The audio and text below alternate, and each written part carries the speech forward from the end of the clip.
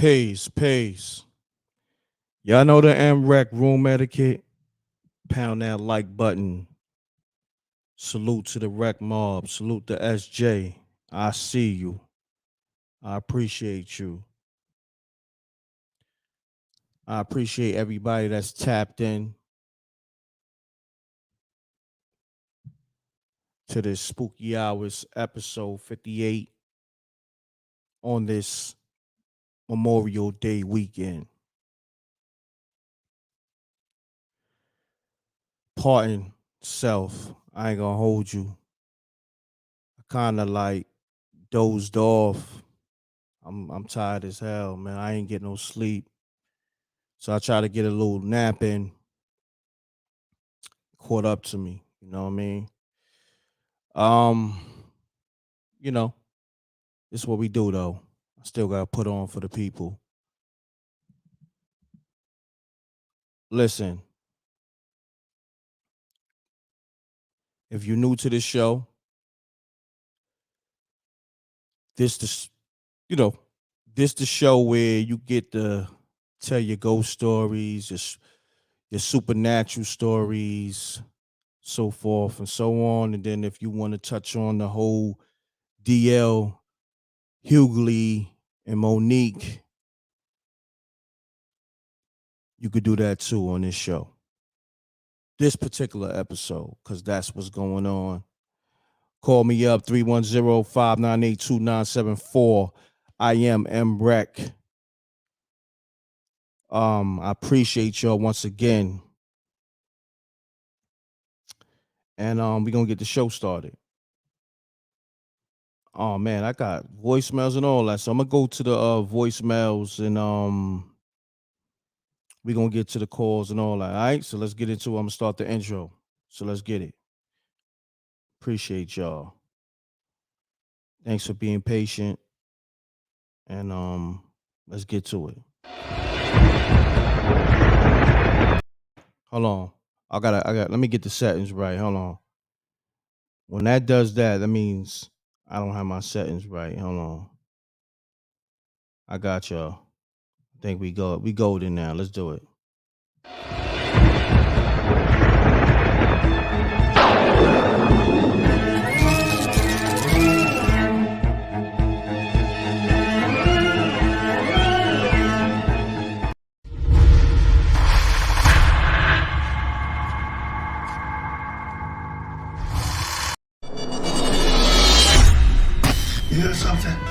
Have you guys heard of StreamBoss? It's a new IPTV provider that gives you over 5,000 channels for only $20 a month. Oh, cool! $20 for live TV, local TV, movies, TV shows, pay-per-views, and so much more. Huh? What? If you have a Fire Stick, smart TV, or streaming device, then head on over to StreamBoss.com to begin your setup process.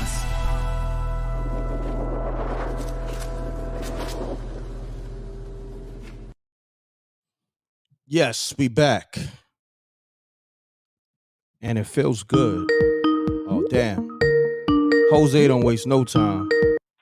Hold on one second, homie. Yeah. Hey, Rev. Hold on one second. If you're looking for a good streaming service, go to the StreamBoss.com. And if you put in the mrecktv code, you get $5 off. You get to watch your favorite movies, TV shows, sports, etc., etc. All right? And put in the mrecktv code, get $5 off. It's $20 regularly. And let them know mrecktv sent you. Go to the StreamBoss.com, all right? That's our sponsor for the show. Shouts to Vegas Brown on the super chat. He said, Rec, you go to the fight? I didn't go to the fight, but I went to the weigh-in. You know, I had opportunities to go to the fight, but you know, it just was a lot going on. You know, I didn't get myself prepared to leave at a certain time and get my credentials, so I just fell back. Nah, but I appreciate you though. You know, asking. I'm back on my boxing vibe. You know how I do. I cover hip hop, boxing, and etc. and all that. But yo, Jose, what's happening, my brother? Pardon self, man. I had to talk to this, you know, the people I and hear and, you. and had to get the sponsor promo in. I gotta put that work in, man. You know what I'm saying? So talk to me, Jose. What's going on, good brother? Right. Did you check your email from them pictures I just sent you? No, I'm gonna check it in a minute. I'm gonna check it in a minute. And Check once check that. again, Check okay, that. all Cause right. that she stepmommy sent me some pictures, man. I don't know how that she got me Oh my man, I don't listen. Hold on. This is what we're gonna do. You starting the show off super spooky and I don't know what's going on with you and stepmommy. Look, I don't know what kind of freak ish you got going on. hey, you gotta see these pictures, man. I mean they okay for you to put them up on the screen, but I looked at the pictures like, man, how did this she get my email? I don't even know what's going on through YouTube or nothing. This all spooky, man. But you gotta see it and put them pictures up, and you're gonna look at them and be like, wow, man, this is crazy. man, But just start the show off man. with that one and Oh, pull all them right. I'm gonna pictures go up to the email, man. That's it sounds real spooky, but I'm gonna go to it's the real spooky. When yeah, you see them, you gonna put them up on the screen, and we all gonna be like, "Man, that is real spooky." But let's get the show yeah. started We're gonna get the show started, man. for You sure. you definitely man. I'm gonna set it off with the right vibe for Yeah, you. that was a spooky vibe, a whole different type of spooky vibe. But it's all good. So I'm gonna get to the show and I'm gonna get to the emails and then we get to that. All right. For sure. I appreciate Yeah. you, my brother. All right, salute. So yeah, that was Jose. He said some wild ish about stepmommy sending him some emails and some pictures. Crazy, crazy, crazy. Jose always got some spooky, zesty ish going on. I don't know what's going on with this guy. This guy is nuts with that ish. Pound that like button, man. He always got some blue oyster ish going on, some kind of way. Man, oh man. Oh man. Oh man, goddamn. Once again, shouts to Vegas Brown on the super chat. I appreciate y'all. Thank you, Vegas Brown, on the super chat. Definitely support the show. Super chats, Cash App, PayPal. Man, wake me up, man. That money wakes me up, man. That money is like my coffee. Please wake me up. Them super chats and all that. Please get, you know what I mean? Because I want to be the host with the most at all times. You know what I mean? That money definitely gonna wake me up. So I appreciate Vegas Brown, definitely setting the tone here. That's what I'm talking about. See? Shouts to the original Princess Browns. Love the spooky show, m.reck. Thank you on the super chat. Wake me up. Let's get it going. Let's get the show lit with the super chats. Let's get the show lit with the calls. Call me right now, 310-598-2974. The lines are open. And I appreciate y'all sending these super chats. Once again, thank you, original Princess Bronze, on the super chat. She loves the show. Man, a lot of people, they show a lot of love for the show, and I appreciate that. Shouts to SJ. Uh, let's get it. Um, Let me get to these voicemails. I'm sorry, y'all. We kind of like a little behind, but let me see. Hold on 1 second.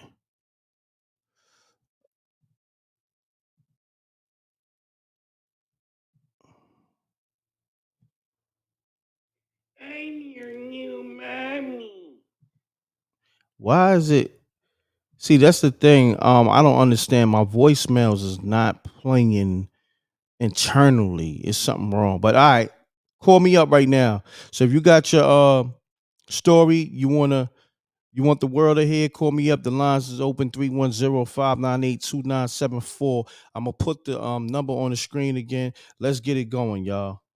Let's get it going. This is the perfect time to call. You're always talking about you can't get through. Right now, the lines are open. I'm gonna put the number on the screen because I know a lot of y'all may forget it. There you go, and we're gonna get let's get it going. Call me up right now. 310-598-2974. Let's go. Pardon so. M.reck, what's good? It's your boy Yeshua. What's going on, my brother? Hold on 1 second. This joint bugging out.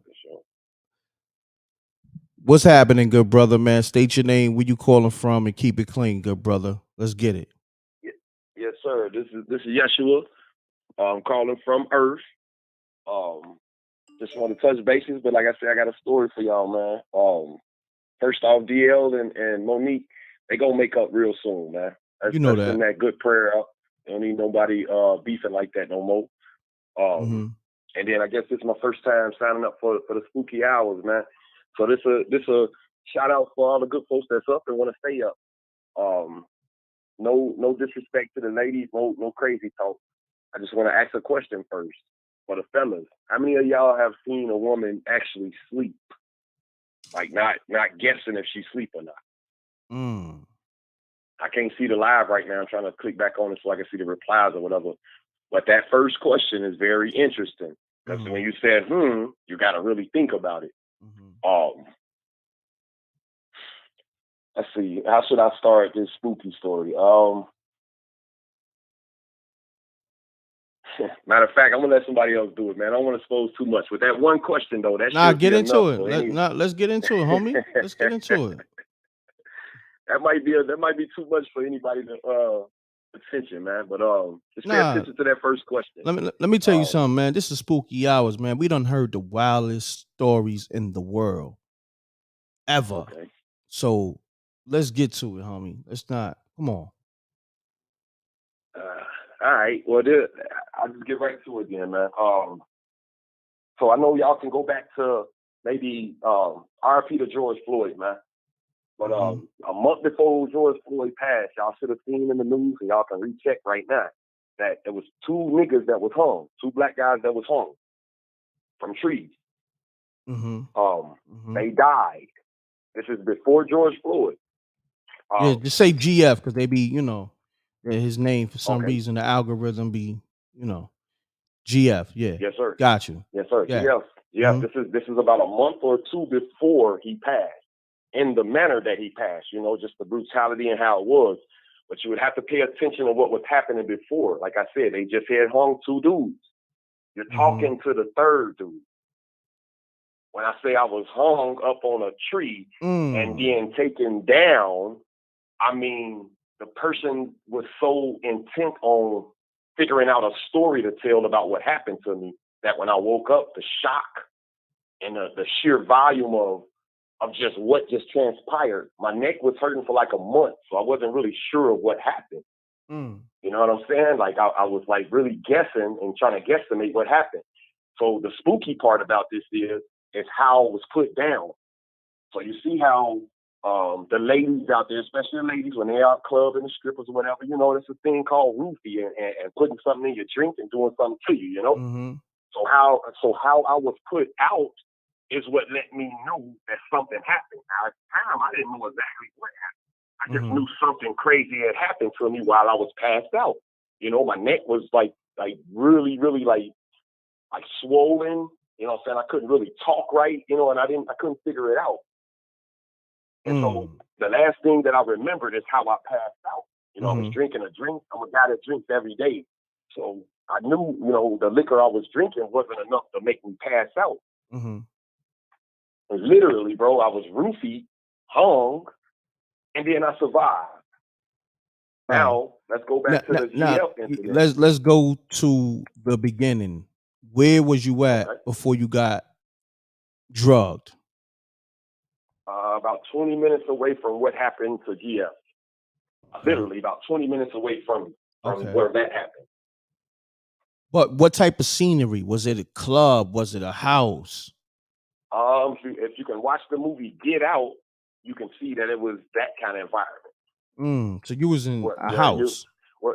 Exactly. Where you're kicking it, you think you're having a good time. The people, the person you with, ain't got no kind of intentions like that. But, we all seen the movie Get Out, so everything was hidden. The intentions was hidden. What was supposed to happen to me was hidden. Wow. All right, so now let's do this. Hold on. what? Set the scenery. Like, did you go see a female? Yes, sir. Okay, let's get into it. Like, just tell it for what it is, good brother. Like, listen, that's crazy that happened to you because you survived being hung. Like, I'm speaking to somebody allegedly I'm that speaking facts. that has been hung and survived. So I need you to paint this picture so vividly, please, to me and the people. Yes, sir. Say like, yo, look, I was going to see this woman, meeting her parents, and next thing I know, okay. I was basically enjoying. I don't want to get too much because this is real. That's the spooky part about it. Yeah, you ain't got to give no names. You ain't got to give no names. It's people that's really living like this. So I just want to give it to you the best way I can because safety is the most important thing. Got you.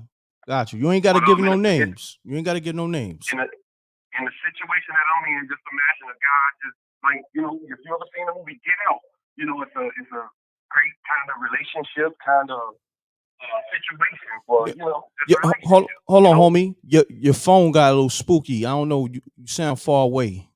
I need you to. Okay. Yeah. Can you hear me? Say something. So yeah. So just like the movie, situation is cool. Kisses and hugs, and great friendship type stuff. So I'm really in an environment where I'm not even believing, what's happening. Money is not an option. Situation, we can do whatever we want to do. So I'm really just cool and having a good time.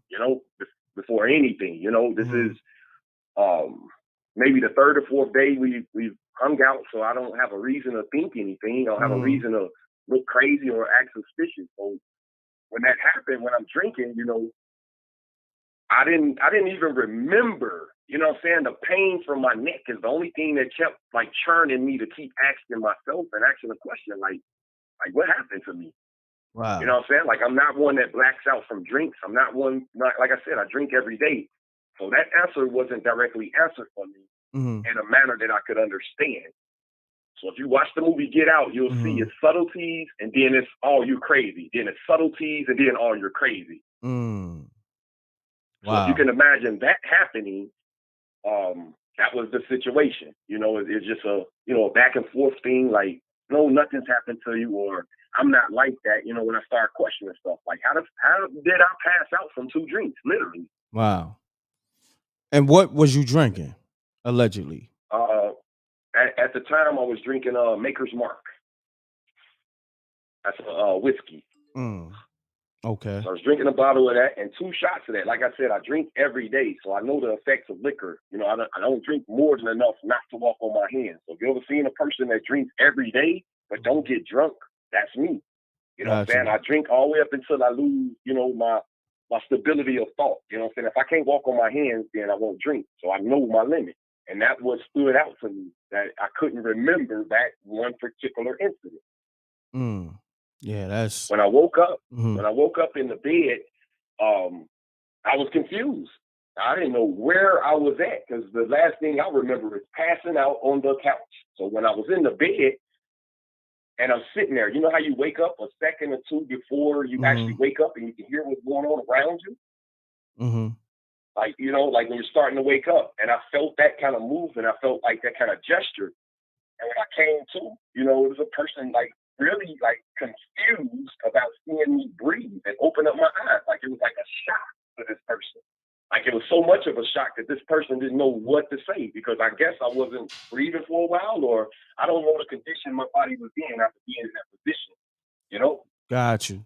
Like I don't know, but I do know what was done to me was fully disclosed. This person, actually told me. I still have one of the artifacts that actually I was hit with. Now, the whole point I'm even telling y'all this story is because it's a great opportunity for people to learn, man. The world is vicious right now. The craziest part about this is organs and human death is what's involved. A human body right now is like $90,000, $70,000 if you're taking out the organ. So if you want to watch the movie Get Out, or if you want to, pay attention to your life, and I'm sure this with these kind of segments and broadcasts are for people to learn as well as hear some interesting stuff. I was in that situation, I survived it. Now let's go to the GF situation. The same thing that happened to GF, that also happened to me. You know what I'm saying? The only difference was I was able to breathe because of a sports injury. So, I'm telling you guys this just to be aware. Like even nights like tonight, man, y'all up doing the right thing, bro. Watch your lives. Watch what's going on around you, man. Trust is a very, peculiar thing now. People will give you everything just to have that opportunity for you to trust them. And that's very scary because now you're not sure what's real and what's not. You understand what I'm saying? Yes, sir. Yes, sir. But listen, my brother, yes, sir. That's very unfortunate that happened to you. I'm glad you're still here to talk about it. I do got to get to the other callers and the other, people. Yes, sir. That want to tell their story. I appreciate you sharing that. And once again, man, you survived something that a lot of people just never came back from. You understand what I'm saying? A lot of people didn't, or I wouldn't have had a chance to. Exactly. Just jump back in the chat, man. I appreciate you. Let me share my story, bro. No doubt, bro. Man, salute, bro.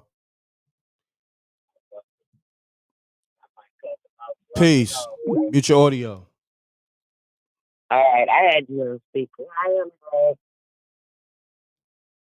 this Colleen again. Colleen, what's happening? And you asked me was I drunk. You know what? I didn't know I was, but I was. Yeah, I know you was drunk the last time. Can you hear me good? A little bit. You sound a little like far ways, going in and out a little bit. Sound a little muffled. Trying to get you right. That's because I'm outside. Hold on. Shouts to Vegas Brown on the super chat. Again, I appreciate that. He said, pray for cuz. Definitely. We're going to send that brother positive vibes. The brother that said he was hung and he survived.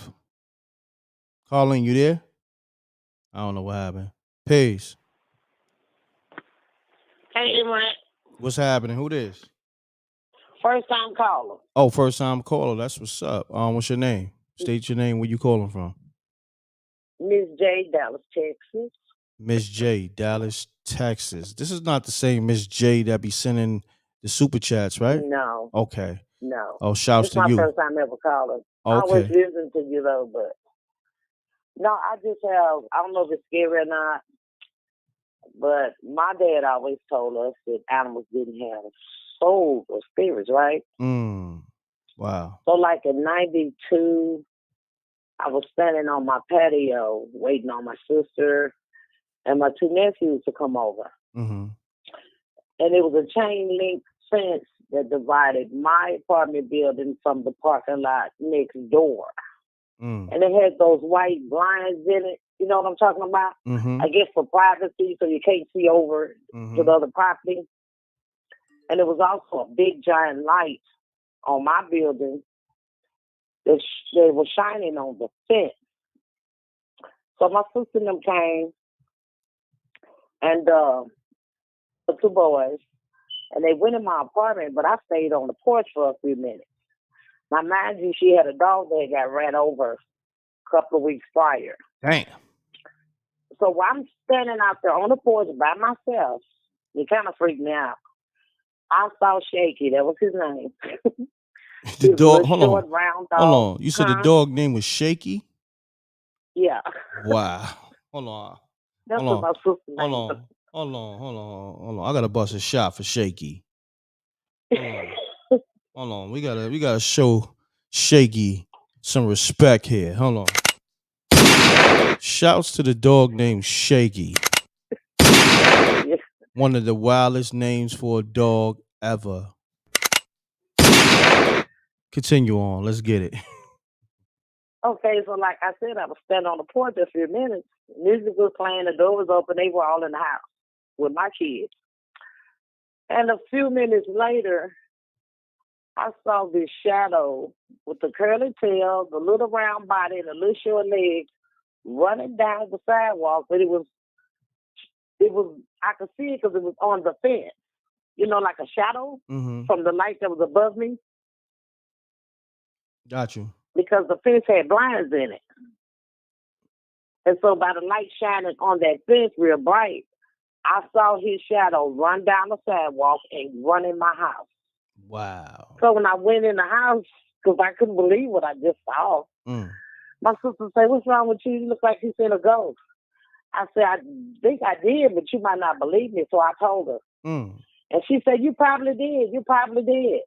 And I'm just saying that because my dad always told those animals didn't have souls. And I called him and told him what I saw. He got really quiet. I think I'm scared. That's my story. Hello. You told your pops you saw alleged spirit. Yes. And he had no. First, I reminded him that he said animals didn't have souls, right? And then I told him the story. And he was totally quiet. Wow. I was like, hello? He ain't had no words. Damn, Pops wasn't standing on what he said. I think he was shocked, though. So when my sister almost died, for the hospital to give her the wrong medicine, my dad asked her, what did she see? She told him, I didn't see nothing. It was just black. I said, he must be scared to die. He's trying to get some information before his turn comes. So we was laughing about that, but no, that was my story. Good story. I appreciate you calling, Miss J, and having the courage to call. So stay tapped into the show. I'm gonna take another caller, but I appreciate you calling. I've been listening to you for a long time. Yeah, I will. I appreciate that. Thanks for sharing that story. Good story too. Matter of fact, good night. Hold on. Let me hit you with the spooky. Yeah, that was definitely spooky. So I had to definitely touch that spooky sound effect for you. All right. All right. Thanks. All right, take care. Peace. You now tuned in to m.reck TV. State your name, where you call it from. Keep it clean. Keep it short. Let's get spooky. Mute your audio, your brother, please. m.reck, brother. Mute your audio, please. Your brother, I'm Moroccan. Just came to Canada, Canadian American. You know what I mean? In some situation just happened to me last weekend. Okay. And some fucking. I don't want to curse, sorry. I don't want to curse. Yeah, but mute your audio. And there, brother, I went to a club, brother, and I had some girl. She was sitting on my table, and then the owner of the table, I didn't know this was his girl or whatever. You know what I mean? I was going to the bar like this with my boys, buying a drink or whatever. It's like, yo, that's my girl. I said, I'm sorry. You know what I mean? A guy, he took me out, bro. I didn't even see him taking me out. You know what I mean? I see some fucking white boys, brother, jumping me, like 12 of them. I don't even know them, man. They're not even the bouncers, you know? So I was fighting, a little bit. Then I got a concussion. The ambulance came. I went to the hospital, And now I woke up, bro, like not even 3 days ago. I'm shaking, I'm really, really shaking, bro. What would you do if you were in my situation? You know what I mean? Because I felt like I cannot sleep, bro. I can't sleep. Yeah, I'm a little confused. So I feel like I want to go back, and at the same time, I don't want to lose my mom. I don't want to lose nobody. I don't want to go to jail for something. Yeah. I don't want to end up killing somebody and then go to jail. Well, look. And losing my family, Let me ask you this. So you said you was in a club when this happened, when you got jumped? Yeah. And my boys, they were there, but only two of them, they did something about it. And I felt like, I'm crying right now, bro. It never happened to me. I'm 37 years old. This shit never happened to me in my life, man. Never, ever in my life. look, I don't even cause problems. I go to work and do my things. You know, it's not about like if somebody come, even if the problem is my mistake. Maybe I was 2 days no sleep or nothing. My boys, they call me. They're like, come. They live by the club. You know, like 2 minutes by the club. I'm just having fun. The lady, she come up to me. I didn't know, but the owner of the club, he didn't act professional. Instead of him telling them this guy is drunk or whatever, just he's telling these guys to go and jump me. Yeah. You know. Well, look, this is So what you got to do. If you want a nice situation? I mean, look, me, I handle things different. You know what I'm saying? Because where I come from, the environment, you know, I'm gonna retaliate in a different way. But if that's not who you are, you know what I mean. If you're not from the streets, you need to handle that how you gotta handle that. You dig what I'm saying? Like if you got jumped, that means you was attacked and by people you knew. Not even the bouncers, brother. Not only the bouncers, but some people that I don't even know. That's his people. Not even the bosses are dressing like they're security guards at the door. But some white boys I don't even know, man. Well, look, this is my thing. Are you a civilian? Yeah. Or are you somebody in the streets? Are you like are you out here? No, I go to work everything. You go to work every day? Look, go there with them. Look, if you go to work every day, civilians, you know what they do when things like this happen to them? They call the authorities. So they came. I don't want. I was the first 2 hours. I'm not gonna lie to you, brother. I was out of service. When I woke up at the hospital with the concussion and a broken jaw, they asking me some questions that I'm like, I don't know what happened. I don't know what I know what happened, but I'm acting like I don't know what happened. And they left me some code number to contact the cops. Gotcha. Even they called in my phone the other day, I didn't want to pick up. You know what I mean? Well, look, if you called the cops already, I did not. You did not? Some maybe them. One of my boys said I called the ambulance where you were knocked the fuck out outside the parking lot. You know what I mean? Well, look, this is what you do, man. Yeah. You're I guess, you know, you're a civilian that goes to work every day. Handle your business with those people, you know what I'm saying, the authorities. But I don't want to get involved with the cops, brother. But look, this is what they give me a dirty look. Like if I do that, like these guys don't understand. You know what I mean? They're gonna start. But what I'm saying is, I asked you. I said, are you in the streets? Or because if you in the streets, I used to. I'm not anymore. No, I'm too off. Well, look, what I'm saying is, homie, that's beef. They violated you. So the only thing I could tell you, coming from where I come from, you gotta retaliate. You know what I'm saying? Or if not, just take it on the chin. You know what I'm saying? Move away, or those are not your friends. And if you don't want, it's not about my friends. I could do something crazy. I woke up. I'm not drunk no more. You know what I mean? There's something itching my skin. Like this white guy, especially the owner. Got you. It's not. I don't want to do something. I'm asking you, like, which advice would you give me? I'm giving you advice. Listen, this guy or this man of white boys around him. Listen, I'm gonna end up somewhere in jail. Listen, listen. This is my thing, right? Go with your gut first and foremost. What do you want to do? What do you want to do? I don't want to lose my mom. That's number one. Number two, you know what? How I got fucked up when I went to the hospital. My IDs were in my pocket. Yo, what? Who went in your pocket? My IDs, they were in my pocket. So they got my name and my last name. That's how I got fucked. Okay. They took my pocket. You know when you're in the hospital, they took my jeans, everything. They cut off even my t-shirt. So when they took the IDs, they saw my name, my last name, where I live. You know what I mean? If anything happens there, it's me. Got you. This is what I'm gonna tell you, right? Seems like you don't want to go that route. You know what I mean? In terms of getting the authorities involved. Okay. But this is what I'm gonna tell you. If you're gonna retaliate, the first thing you gotta do, you don't want your moms and yourself getting hurt. You need to move. Yes. You know what I mean? First and foremost, move where nobody knows where your mother stay or where you're going to be staying at. And then you retaliate how you going to retaliate. You know what I'm saying? You do it very well. I'm telling you some murder one tactics.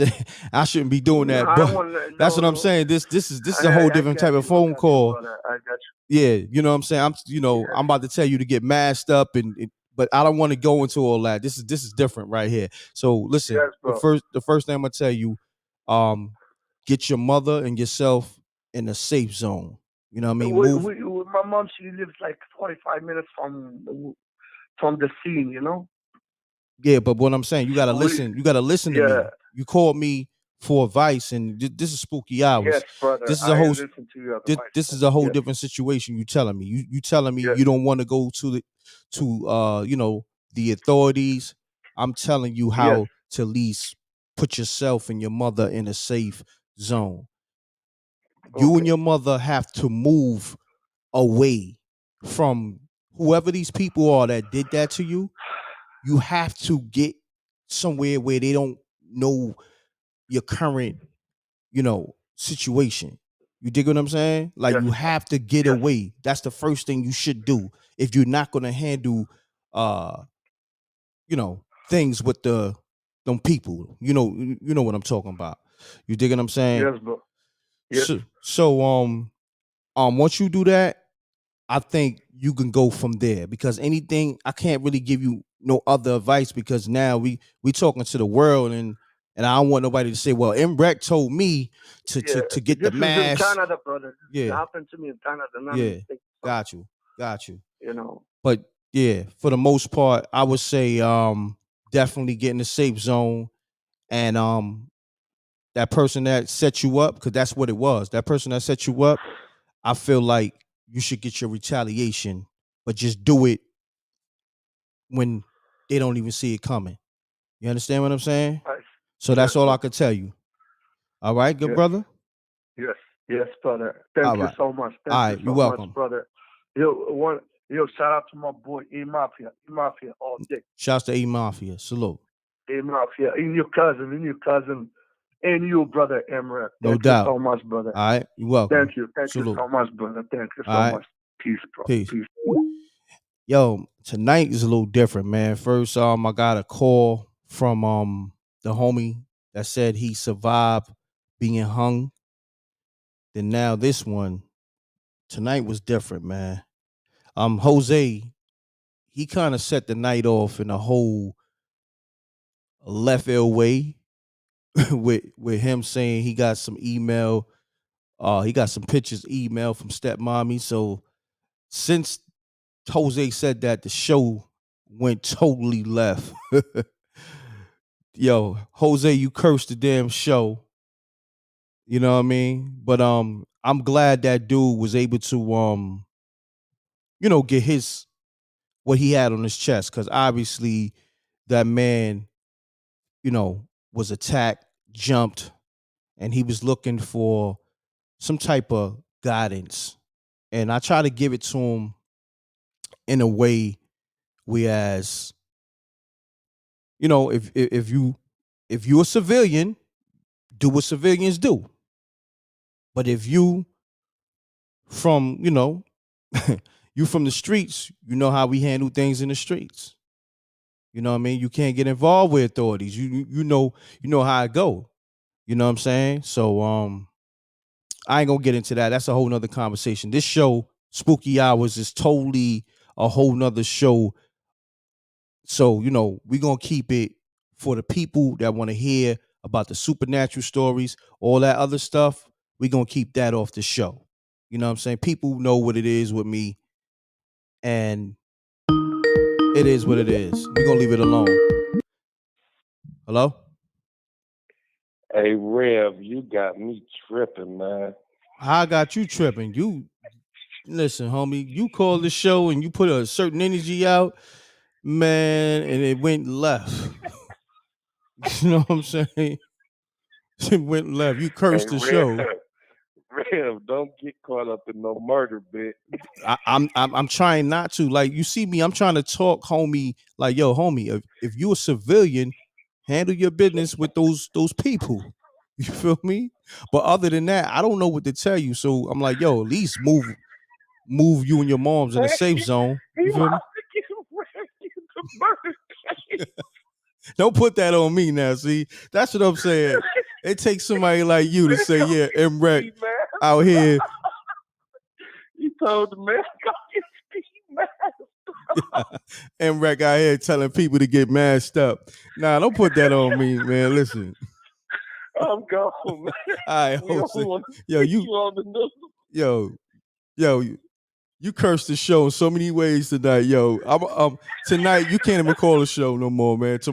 I want to hear from you next month, man. Your calling privileges are provoked until next month, man.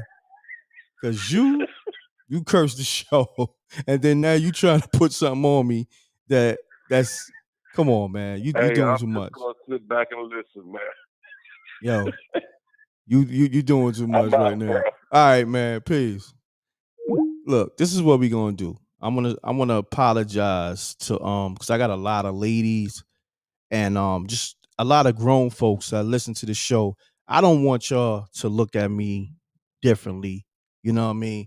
But at the same time, I come from where I come from, and when they get real, I handle things how I handle things, and I'm gonna leave it as that.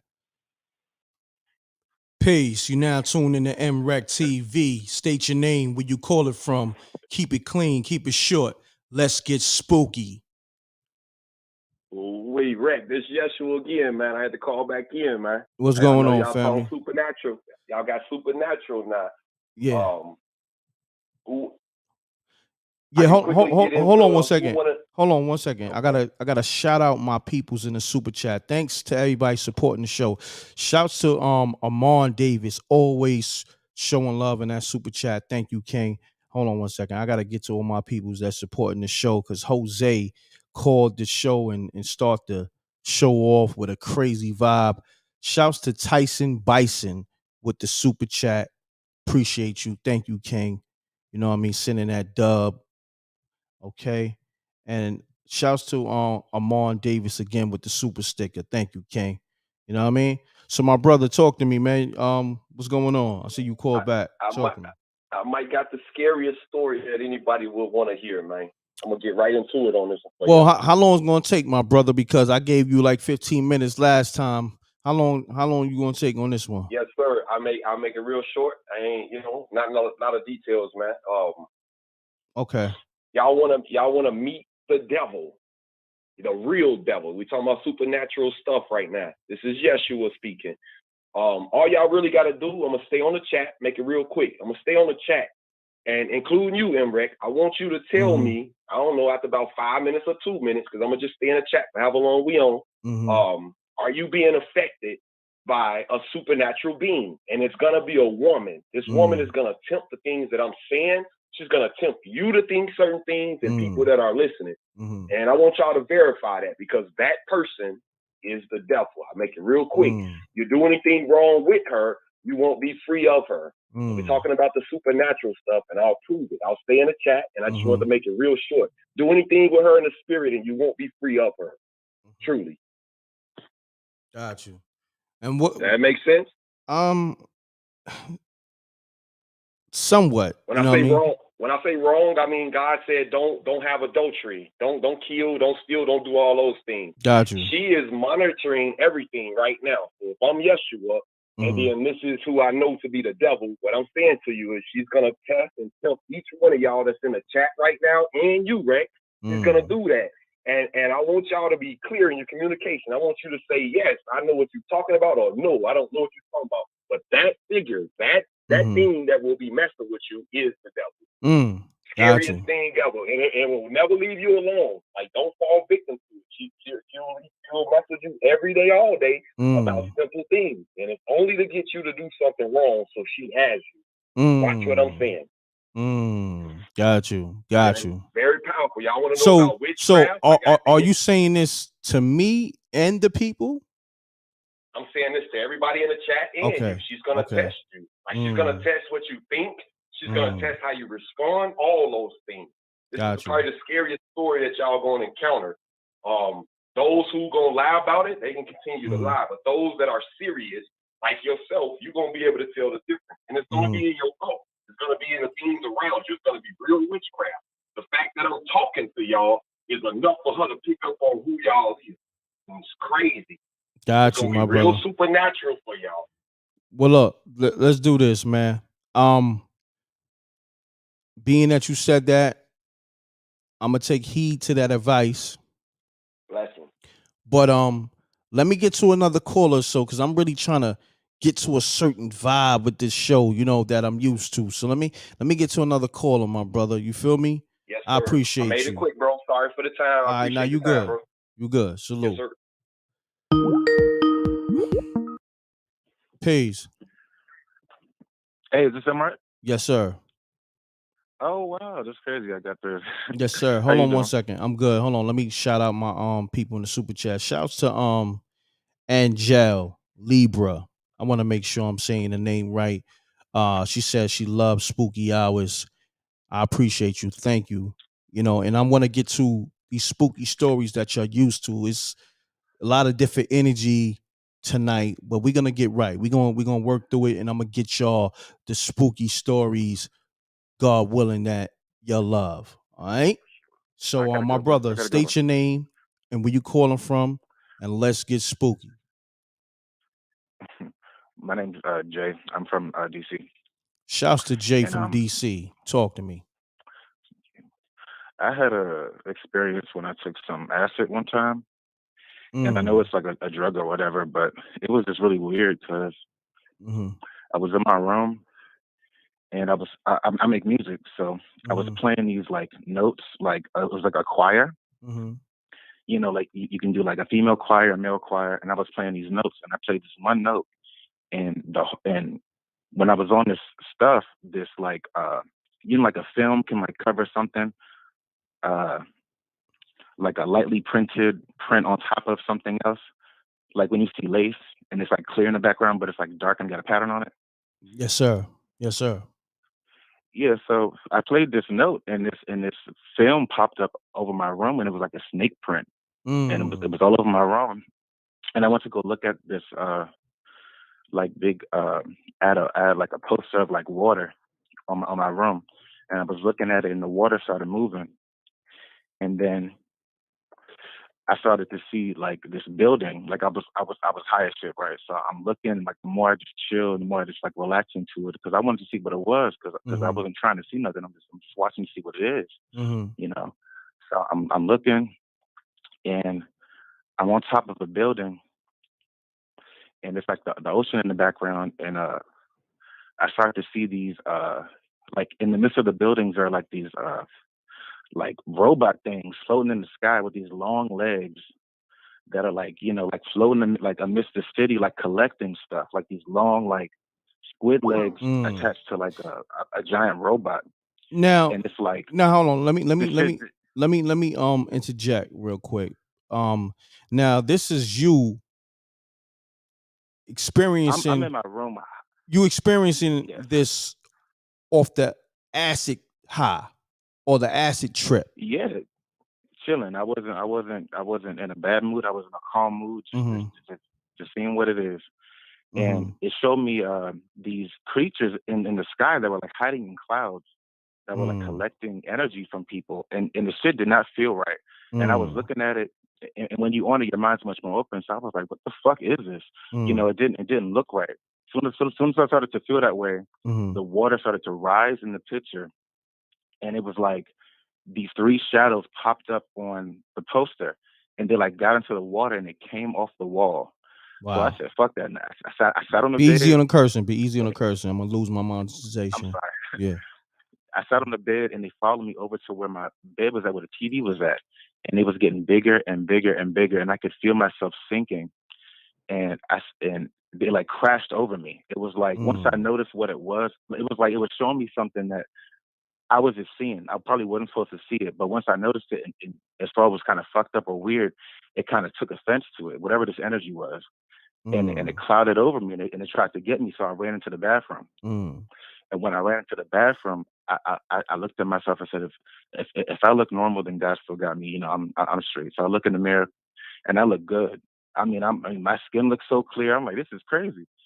I'm looking in my eyes, and then I'm looking at my face, and my face turns into my mom's face, and then it turned into my brothers and my sisters and my nieces and nephews, and then it turned into like a million different people. Started changing, like all these different black people I never seen. Like all these, like my face kept changing, and it was showing me like I was like connected to like a whole bunch of people. And at first I got scared because I was like, if I'm all these people, then who am I?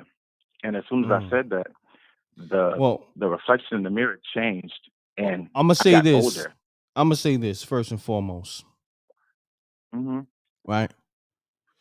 I don't do drugs. Okay. Right. If that's what you do, that's what you do. But the moral of the story, don't do drugs. Because it was the acid, still a beautiful listen, experience. the acid had you tripping, homie. You know what I'm saying? Oh, but the reason I'm telling you this is because I did some mushrooms. It's weird. Like these. Hold on, you had acid and you had acid and mushrooms? No. Not the same day. No, I had did mushrooms like some months ago. This thing, the first story I told you happened like some years ago, and I did it some months ago, and I went outside and I could see them in the sky. Those same things. And I don't know if y'all watch a story on Showtime called like The Man Who Fell from Earth, but the first episode they were showing him looking Hold in on. Pump your brakes right there. Did that show just come out or it been out? Yes, it did. It just came out. What's the name of it? Came out. It's a really big. The Man That Fell from Earth. The Man Who Fell from Earth. Yeah, I gotta check for that. I think I saw the commercials. I gotta check for that. Yes, sir. How was that show? The first episode, you gonna see him. It's amazing. It's dope. It's like it's but in the first episode, there he's looking up. He goes to this place and he's looking in the sky, and there are these like robot things hiding in the clouds, like with these long arms. And that's what I was seeing. I don't know what this is, but I know this. When I saw it in real life, it stopped in front of me. It was hiding in a cloud. There are these entities that hide in clouds. I don't know what they're taking. I don't know if they're just checking us or what. But if anyone else has seen us, then you can message me on here. I'll let y'all know. But after a while, I started to notice that it was me being afraid. Like people are kind of like shaken by things they don't understand when they see them. So now that I calm myself when I saw them, it was almost like there's some type of I don't know if it was God or like like some type of like higher machine that like pops up to view what your mind is doing when it's completely open. And it was just wild because I hadn't ever seen anything on TV or anywhere or any movies like that. And when I saw this on that show, I was like, that has to be like real. Because I see it time and time again. I don't know what the fuck it is, but there are things hiding in the clouds, and it spooked me. It really did, because it did not look pretty, But just because something don't look pretty doesn't mean that it's evil. Gotcha. So like when it comes to spiritual stuff, you can't always get scared. That's how you make things like offensive and offended. Like with a dog, like if you're not chill and you go around the dog not gonna fuck with you. It's gonna sense it. It doesn't. That you don't like it. It's gonna fuck with you. Yeah, easy on the cursing, man. Yeah, gotcha. Yeah. You're gonna have to. You're gonna have to send a cash app, and you curse like 10 times during the show. You're gonna have to send something in, man. Send like $50 in or something, man.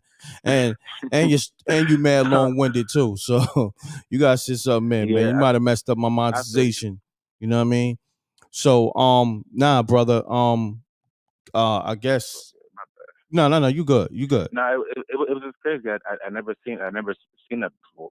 Before being on that stuff, it's just like when you get to a certain, like it's even when I smoke weed, like it doesn't do that. But on these certain hallucinogenics, I even did an ayahuasca retreat where I saw this. I saw like a dragon in the sky, like Shenron from Dragon Ball Z. It was like a white dragon in the sky. Thank God I didn't see its head, because that would have freaked me out. Gotcha, my brother. There are things out here you can't really be scared of them, because when you get scared of them, they won't give their knowledge to you. But anyway, that's one to share that. That's all. No doubt, my brother. I appreciate you calling. I'm glad you was able to get that off your chest. And yo, just be easy on them drugs, man. Them shrooms and that acid, be easy on that. You feel me? Yeah, for sure. All Only right. reason I do it is because it's all natural. Like LSD comes from the ergot plant. That's wheat. Mm-hmm. You know what I'm saying? That's wheat. Like the mold on like wheat bread is how motherfuckers. It's how people got high. My apologies. Yeah, it's all good, homie. I get it. Trust me, I get it. I mean, it's a lot of drugs that come from the earth. You know what I'm saying? Yeah, that's the only So reason why, man. I have to listen, pass. So no, yeah, I have to find something new. it's all good, homie. All right, man. I appreciate you All calling. right, well, all right, peace. For sure. Enjoy the rest of your show. Thank you. You too. Man, tonight is a little different, but I appreciate everybody calling because you know what? It's just on a different type of vibe. It's Memorial Day weekend. Niggas is shroomed up, niggas is acid up, and everything else, I guess. Shouts to Jerry Carr. That's my brother right there. He said, caller, you are now hosting demonic entities. That's why you can't stop cussing. I have a point there. Shouts to Jose on the super chat. He said, I'm going to sit in the corner. Facts. Yeah, Jose. Tonight, just sit this one out. Just listen to the show and just relax, homie. You did too much. You got the whole vibe of the show all the way disturbed. All the way. Thanks to Jose, he got the vibe of this show all the way disturbed. This show is sponsored by Jose. Jose is gonna send me a cash app for $1,000. He just, you know what I mean? This show is sponsored by Jose and his nasty, spooky vibe that disrupted the show. All right. Shouts to Mo Red. Said thank you for spooky hours. I appreciate you, Mo Red. I seen you been rocking with me too. Thank you, Mo Red. You've been rocking with me for a good while. I see you. This show is sponsored by Jose and his nasty, spooky vibes. He disrupted the whole show, y'all. So blame Jose for the weird whole type of vibe that's going on with the calls and all that. Blame Jose. He set the show off. He didn't even let me, get to my sponsor. But anyhow, let's get to it. Let me get to these missed calls. Pardon self, y'all. Man, I don't know what's going on.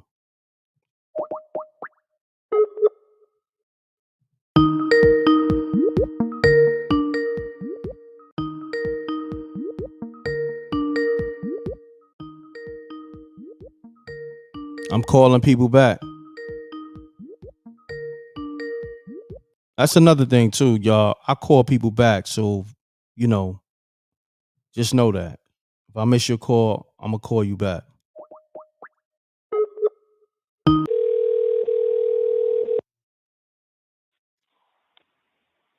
Hello?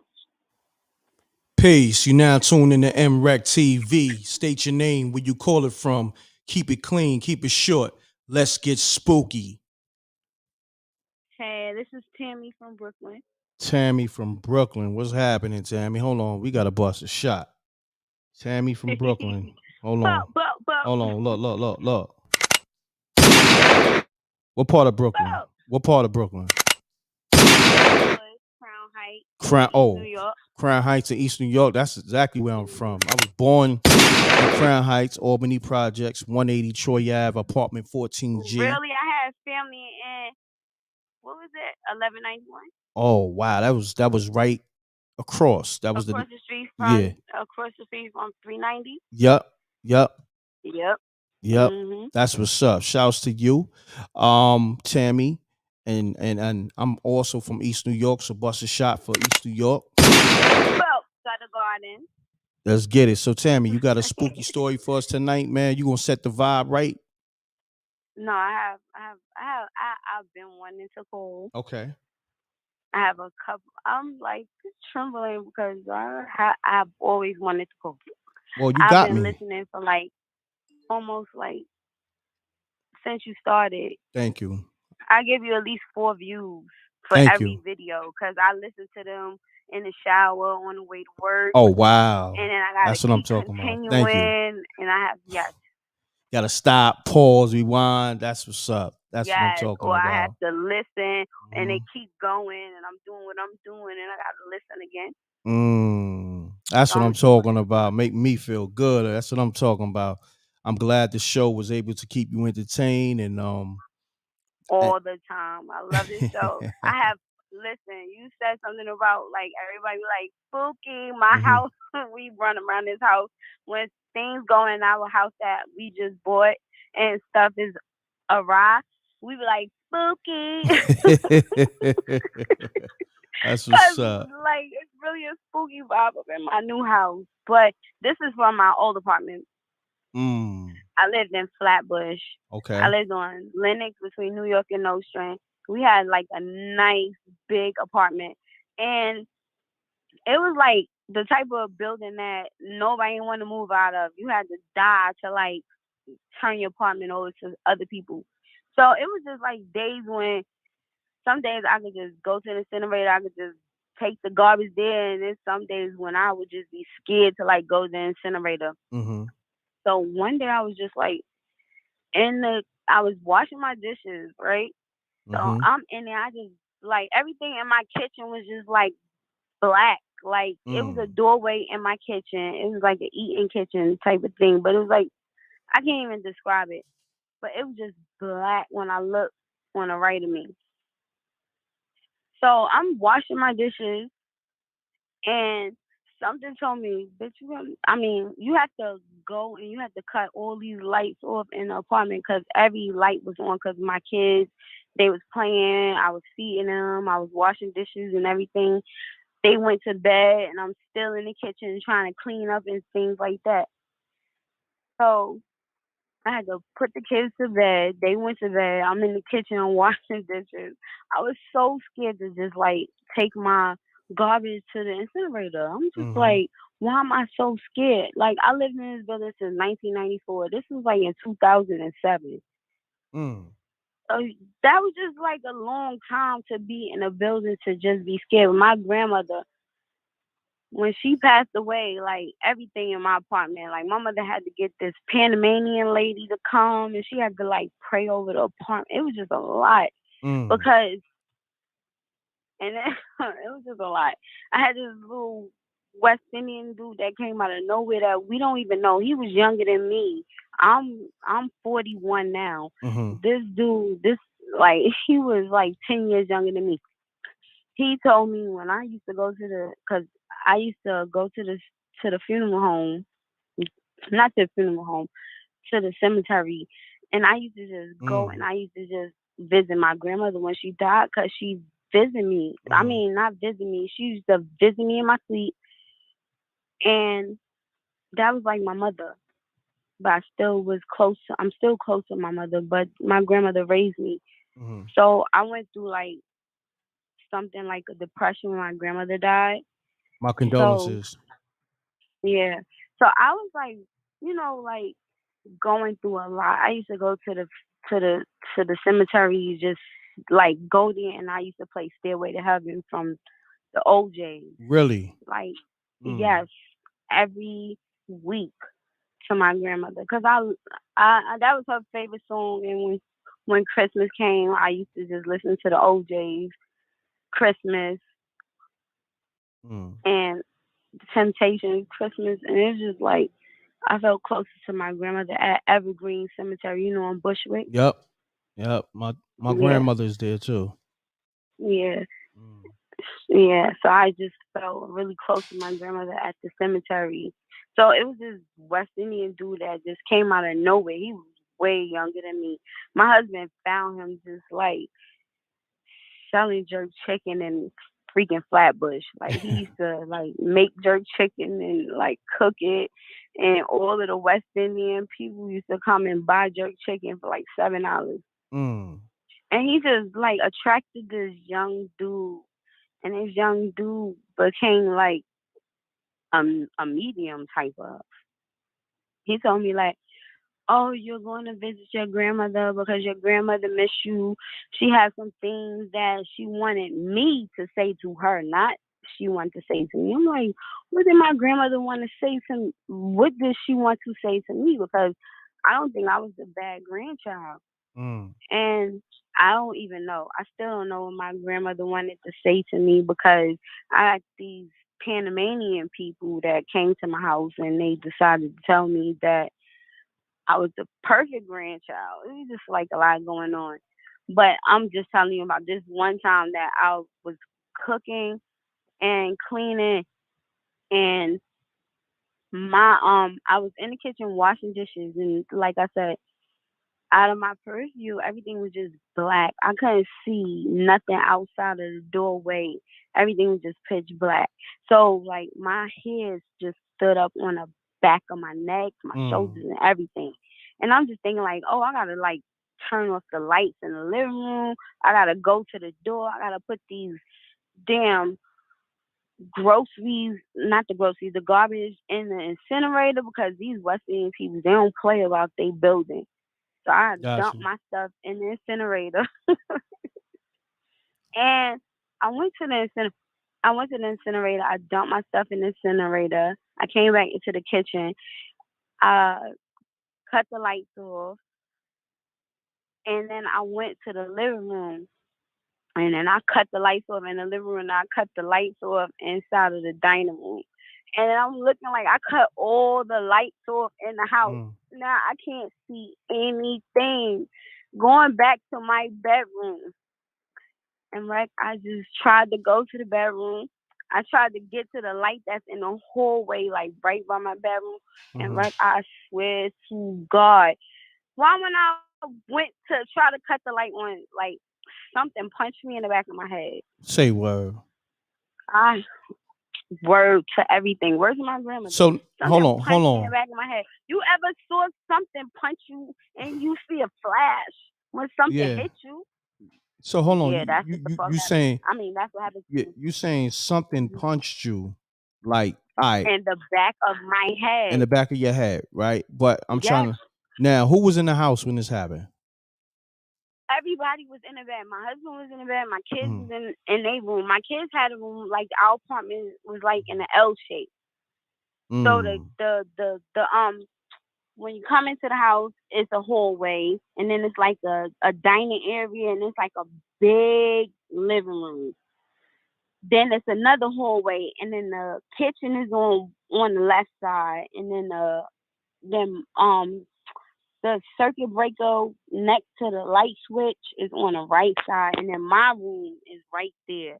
And then on the other part of the L on the left side, where my kids is at, and then it's like my bathroom.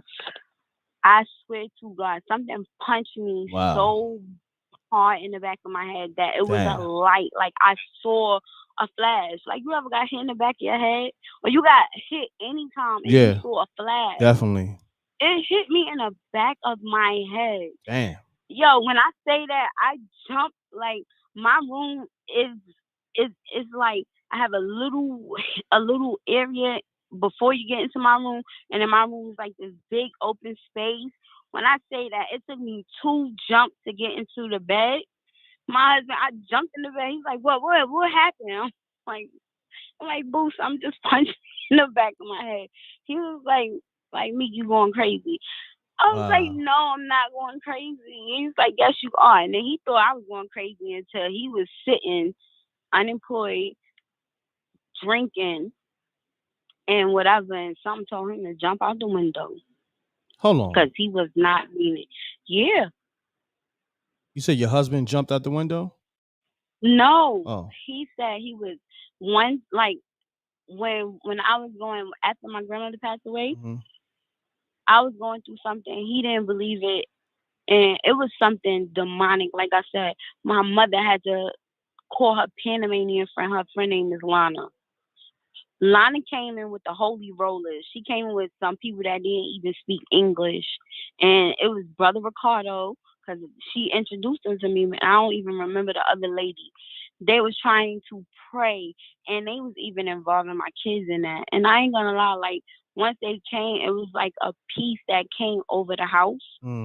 Once they got there, that was just like I believe in the afterlife. I believe in like anything that is sent to destroy you, it will try to destroy you. Got you. Facts. Yes, But I'm and they glad. told my husband, they told him jump out the window. Who told your husband to jump out the window? Spirits He or? said he was there dead serious. He's like at that time he was drinking what kind of Moscato was it? It was some kind of Moscato he was drinking. He was smoking cigarettes and he wasn't working at the time. So he was sitting in the window just like evaluating his life or whatever. And he said something was in his ear, like telling him, like, you don't mean your family no good. Like, you know, you might as well just jump the fuck out this window. But we got a fire escape. I'm like, boo, it's a fire escape, you know? Crazy. And I'm dead serious. I'm like, boo, it's a fire escape right there. If you'd have jumped, you could have just climbed out the window. You didn't have to jump. Got you. Facts. But, you know, yeah, he was just saying something was in his ear. That's a little spooky. But I appreciate you calling. You know, I let you rock for a good while. You know what I mean? I think you was rocking for a good 12 minutes. And I'm glad yeah, definitely. Yeah, you I'm looking at the time right now. Yep, 13 minutes right now. Just hit. Oh, okay. Yeah. So, but I appreciate you calling. You said your name is Tammy, right? Tammy. Oh, and one time I was looking, right, my uncle, he was on Facebook and then he was posing and I was looking, I was like, oh my God, you were my favorite like YouTuber for Spooky Hours. Thank you. He's a DJ. Yeah. And I saw y'all was in a post, like a post together. Oh, well, okay. Salute. I appreciate that. So look, Tammy, thanks for calling. And I'm glad that you know, they was able to bring some peace to your home. Yep, the they was. mediums. I'm You telling know, you. The medium, her name was Lana. I don't even know. I haven't spoken to her in a minute, but yeah. Got you. But I appreciate you telling your story and, you know, stay tapped in. All right? All right, I got a bunch more, man. Like that was the end of the story. That was Okay. like the end. Got you. So yeah, just call like next week or so and get into another one of your stories. Appreciate you. All right, thank All right? you. You're welcome. All right. All right, peace. Shouts to Tammy. Tammy was long-winded. I ain't gonna hold you. You know how we do. We call it for what it is. But I'm glad she you know, got the courage to call because she been tapped in for a while with m.reck and Spooky Hours. So let's get to the next caller. Hold on. Hold on 1 second. Where's the damn okay, I see it now. God damn it. Damn it, pardon so.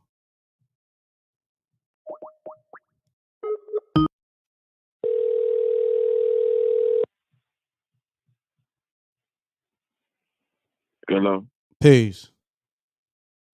Rack, peace. What's happening? Who this? I just send the Ronnie to pee, man. Top of it. What's going on, good brother? Hey man, into it, man. Yeah, man. I was trying to get in. I didn't know what was happening with your last caller, Tammy. You know, with the nice voice, with the pump faking, man. It was a quarterback sneakers. Yo, you crazy. You crazy. Yeah, but peace, man. Hold on 1 second, family. To the channel too, man. Thank you. Hold on. I gotta shout out my you know, my people in the super chats and make sure man, they holding it down up in there. Yeah. I appreciate y'all. Thank y'all. Make sure you pound the like button too. The likes is very low. Those likes definitely help other people get recommendations. So I need y'all to hit the likes. It's like almost 600 people in the live. We need over 600 likes. Let's get to it, y'all. Come on. The likes is free. Let me give me 1 second, family. I gotta get to my people that's in the super chat. They supporting the show. And oh, for sure. You know, hey, I was just up in there. Hold on, I gotta get to the super chats. because a lot of people were sending super chats. Shouts to Jerry Carr the third. Shalom, m.reck.tv. Drugs and alcohol opens the gate of your spirit into the low level I always mess this word up of dark evil entities. We have power to cast out those evil spirits in the name of Yahshua. Listen, I ain't gonna get all that at the end. You know what I mean? But I got most of your message, and I appreciate you sending that super chat, my brother. Appreciate you. I I always that word I I, I always get that jacked up. So pardon y'all. You know what I mean? Certain words, I mean I know the word, but certain words I get it jacked up. You know how you be like, yo, let me stay away from this word because I always get tripped up on that word. That's one of those Hey, words. what's that? Your optical illusion? No, no, no. You know how you go to a hotel and op I'm gonna spell it out for you. OCCUPANCY. I always get that word. Yeah, yeah. Occupation? No, not occupation. You said it right the first time. Optimistic. No, no, no, no, no. No, just leave it alone. We're gonna leave it alone. We're gonna leave it alone. Yeah. Yeah, even when you spelt that out, you know what I'm saying, I couldn't gather that. That Yeah, word I okay. always get jacked up on it. It always get me tongue tied. You know what I mean? So I just I leave had it to alone. see to pronounce it. I Shout couldn't gather that. Shouts to GG on the super chat and shouts to Amon Davis. But yo, let's get to the story, my brother. You got a good story. Let's get to it. Part self, man. Well, I was really calling in on the topic. I just seen right before I got on, I seen the video with it with Monique and d.l.hughley. Okay. And I think that it's almost starting to seem. I just looking at the story from all ends and everybody she's hollering at. It's almost starting to seem these people are scared of her or something. Or like, they scared to give her some, some type of platform to really, push whatever she got to push. D.l.hughley should have been got called out a long time ago, man. Like, you know what I'm saying? He's been off the wall. You know what I mean? Like, as far as a lot of the comments he makes, especially during the political, you know what I'm saying, season, like, you know what I'm saying? Like, he was really out there, rallying up a lynch mob, you know what I'm saying? At Trump just to vote this right here in what we're going through right now. I look at, a lot of these guys, you know what I'm saying, paid entertainers, and I think everybody should start looking at them as paid entertainers because somebody owns a lot of these people. Like they paid for already, so we can't really expect, you know what I'm saying, a lot of these entertainers to really lead us into these, you know what I'm saying, these into the sunlight. You know what I'm saying? I think from what I see, it seems like they scared of Monique. It's something about Monique that they scared of. I don't know what it is, but they scared of Monique in some type of way.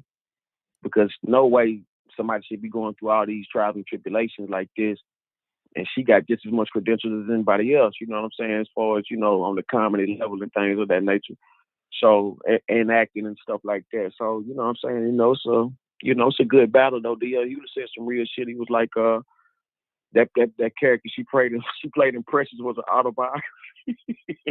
Wow. Yeah, I mean, that was some heavy dose, but I mean, like, it's just something about this situation that makes me feel like they scared of Monique. Got you, man. I appreciate you calling, good brother. You heard? Hey, for sure, Greg. Peace. All right, peace. Yo, listen, let's get to these spooky stories for real, y'all. You know what I mean? I need them to be short, direct, and spooky. Let's get to it. Like, we got to get the vibe all the way right. I appreciate everybody that's supporting the show. Thank you. We need the lights up. Shouts to SJ. Let's get to it. Peace. You now tune in to m.reck TV. State your name, where you call it from. Keep it clean, keep it short. Let's get spooky. Do me a favor and mute your audio, please. Mute your audio, please.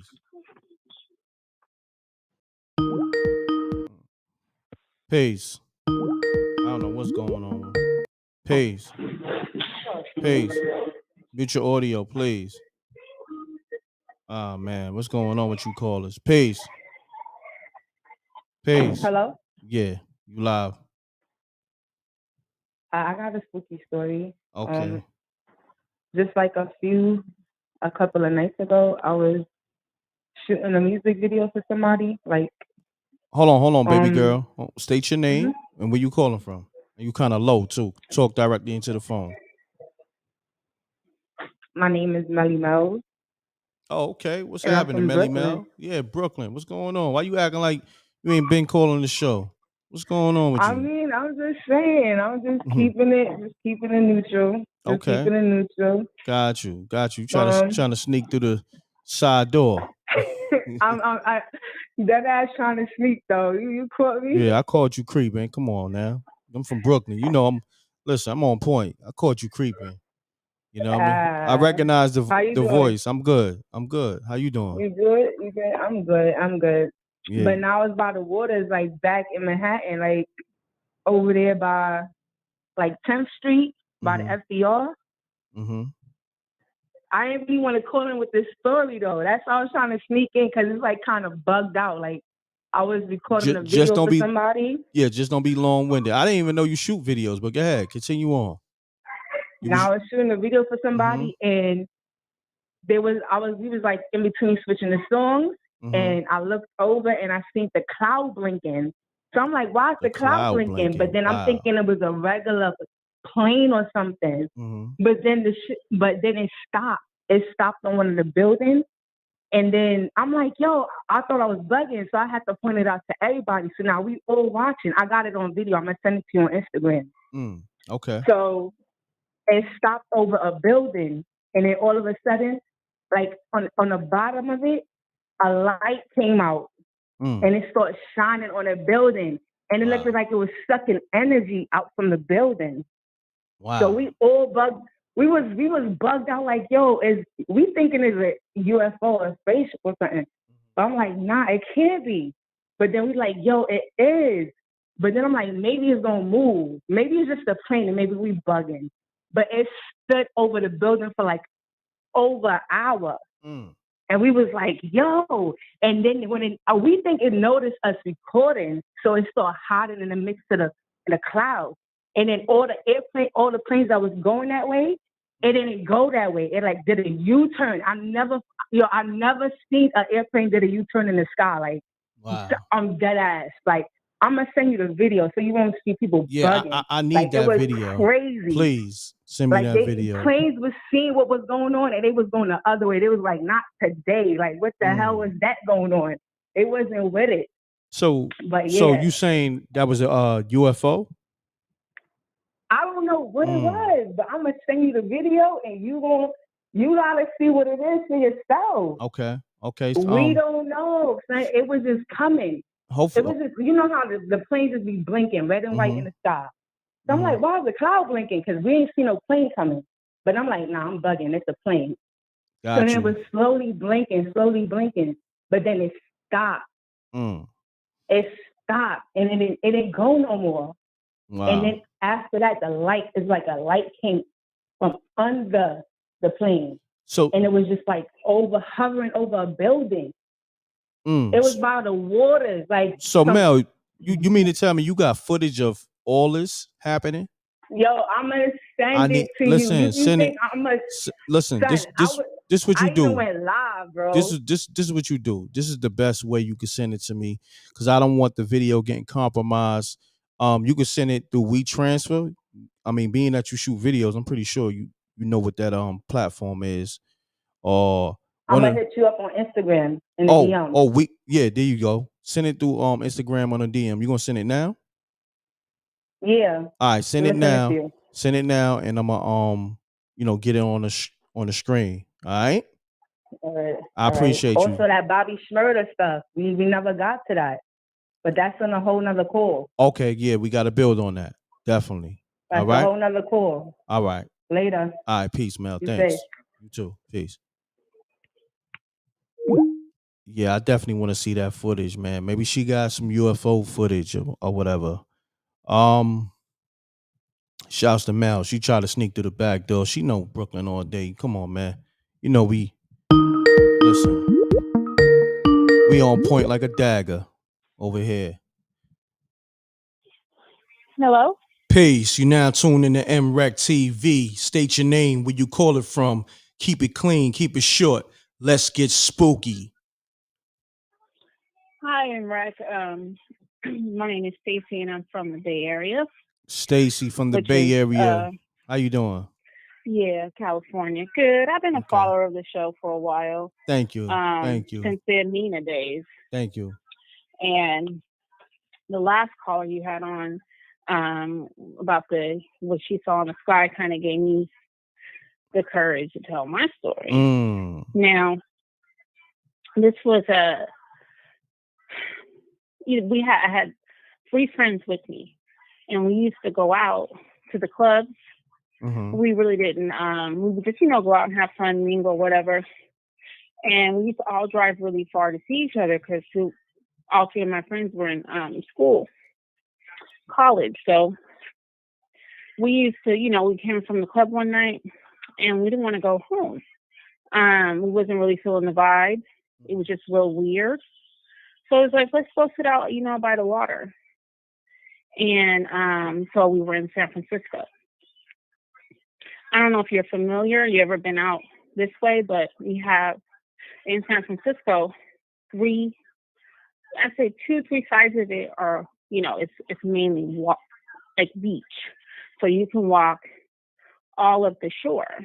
Okay. So we was about, I'd say like a mile from the Golden Gate Bridge. And we were like, okay, let's just go sit out the water, and it was like, we probably left the club like around 12 because it wasn't cool. So the beach was about 20 minutes from the club. So we just, it was about 12:20, whatever. And before we get there, we hear like this weird humming. So we're like, what is that noise?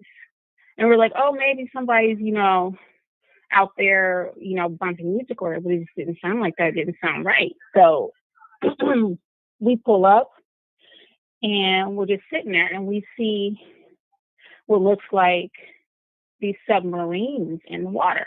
And we're all just, chilling. We didn't think nothing of it because in that part, you see ships, a bunch of, the ship docks come through there, or the ships come through there to unload 24 hours a day. So we was just, sitting out there just enjoying the night. It was nice. We didn't need a jacket. So we just, chilling. Then we look and we're just like, why is that like ship? Like it was like a light just was like moving in a circle right under the water. And we're just like, why does it look like that? And we're all just chilling, still not thinking nothing of it. And then I don't even know where they came from, but like it was these it was 3 military men, and they had AK-47s. And it was like, y'all can't be out here. And it was so strange because I never seen a gun in my real life, but I wasn't scared. It was like something was off about the situation. Like the fact that we were just able to like be cool. It was like we were not ourselves. And so we're there, they walk and say, you have to leave. Now, this is where it gets like really weird. So what I saw the light come to the edge of the water, which doesn't make any sense because how is it supposed to get that close to the edge of the water? It would have to have been flat, right? To be right at the shore. So once it got close, we could feel the sand vibrating. Now, they were like, you have to go. I look over and my friend look over to our left. And where we're standing, there were some rocks right there. Like you could get really close to the water, maybe like 10, 15 feet, you just get really close. So to the left, there was a bunch of rocks there. And we seen me and him. We saw Okay, I'm gonna just say we saw I think it was a reptilian. A reptilian? I think so. Wow. It looked like an alligator standing on 2 feet with a really, really thick, long tail, standing on the rocks, looking down at the water. Wow. So that's what it looked like. We were probably like 15, 20 feet away, but it was dark. So it was kind of like, I don't want to say camouflage, but you couldn't really see it there. You couldn't make out enough of it to really be able to, like, you could tell it was like a greenish color, but other than that, you couldn't really make anything out about it except for it was standing on 2 legs. So, I mean, like I said, when we got, did it notice you? Did it notice y'all? Yeah, but it didn't do nothing. It just stood there. Wow. Spooky. They were trying to hold on one second. What do you want to watch, buddy?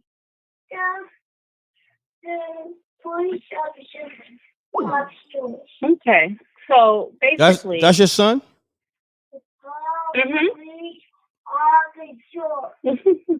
Oh, because I was about to say it's what 1:30 in New York, so it's 10:30 over there.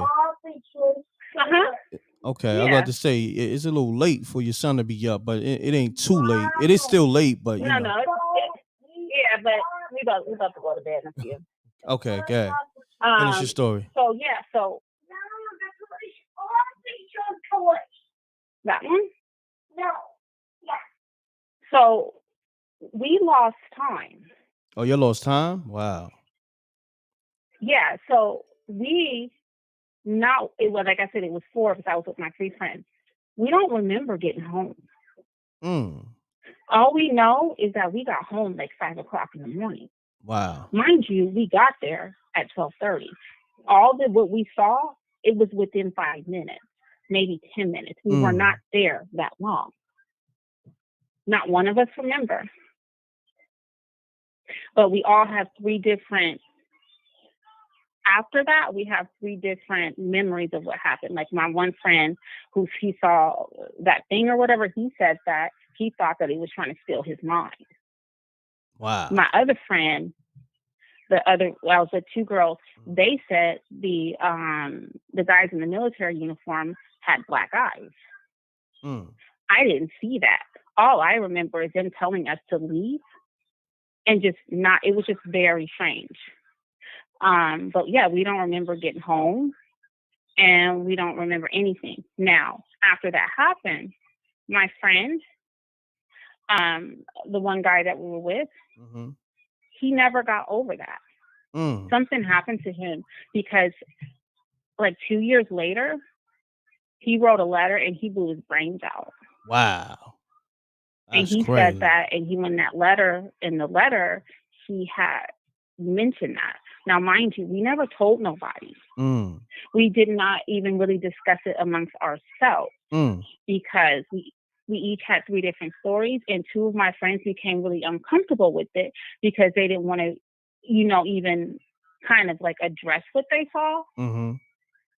So me and my other friend, we kind of talked about it, but we never really it happened and we were cool, we were fine, and we just kind of like moved on with life. But like I said, my one friend, he killed himself, and then my other friend, she went crazy. And she said that something had happened to her that night. I don't have any memories of that. Those are their stories. But that I can only talk about what I saw. But that's basically my story. Wow, that's crazy. You had people that went crazy, people that blew their brains out, and my condolences to your friend. And are you okay? Yeah, he was 25. 25? Wow. Are you okay? Yeah, I'm fine. From seeing the reptilian? Yeah, I'm fine. Yeah, but it was weird because like back then, I'm 39 now. Back then, it wasn't like, I don't know, like we just didn't believe it. Let me ask you this, in all fairness, respectfully.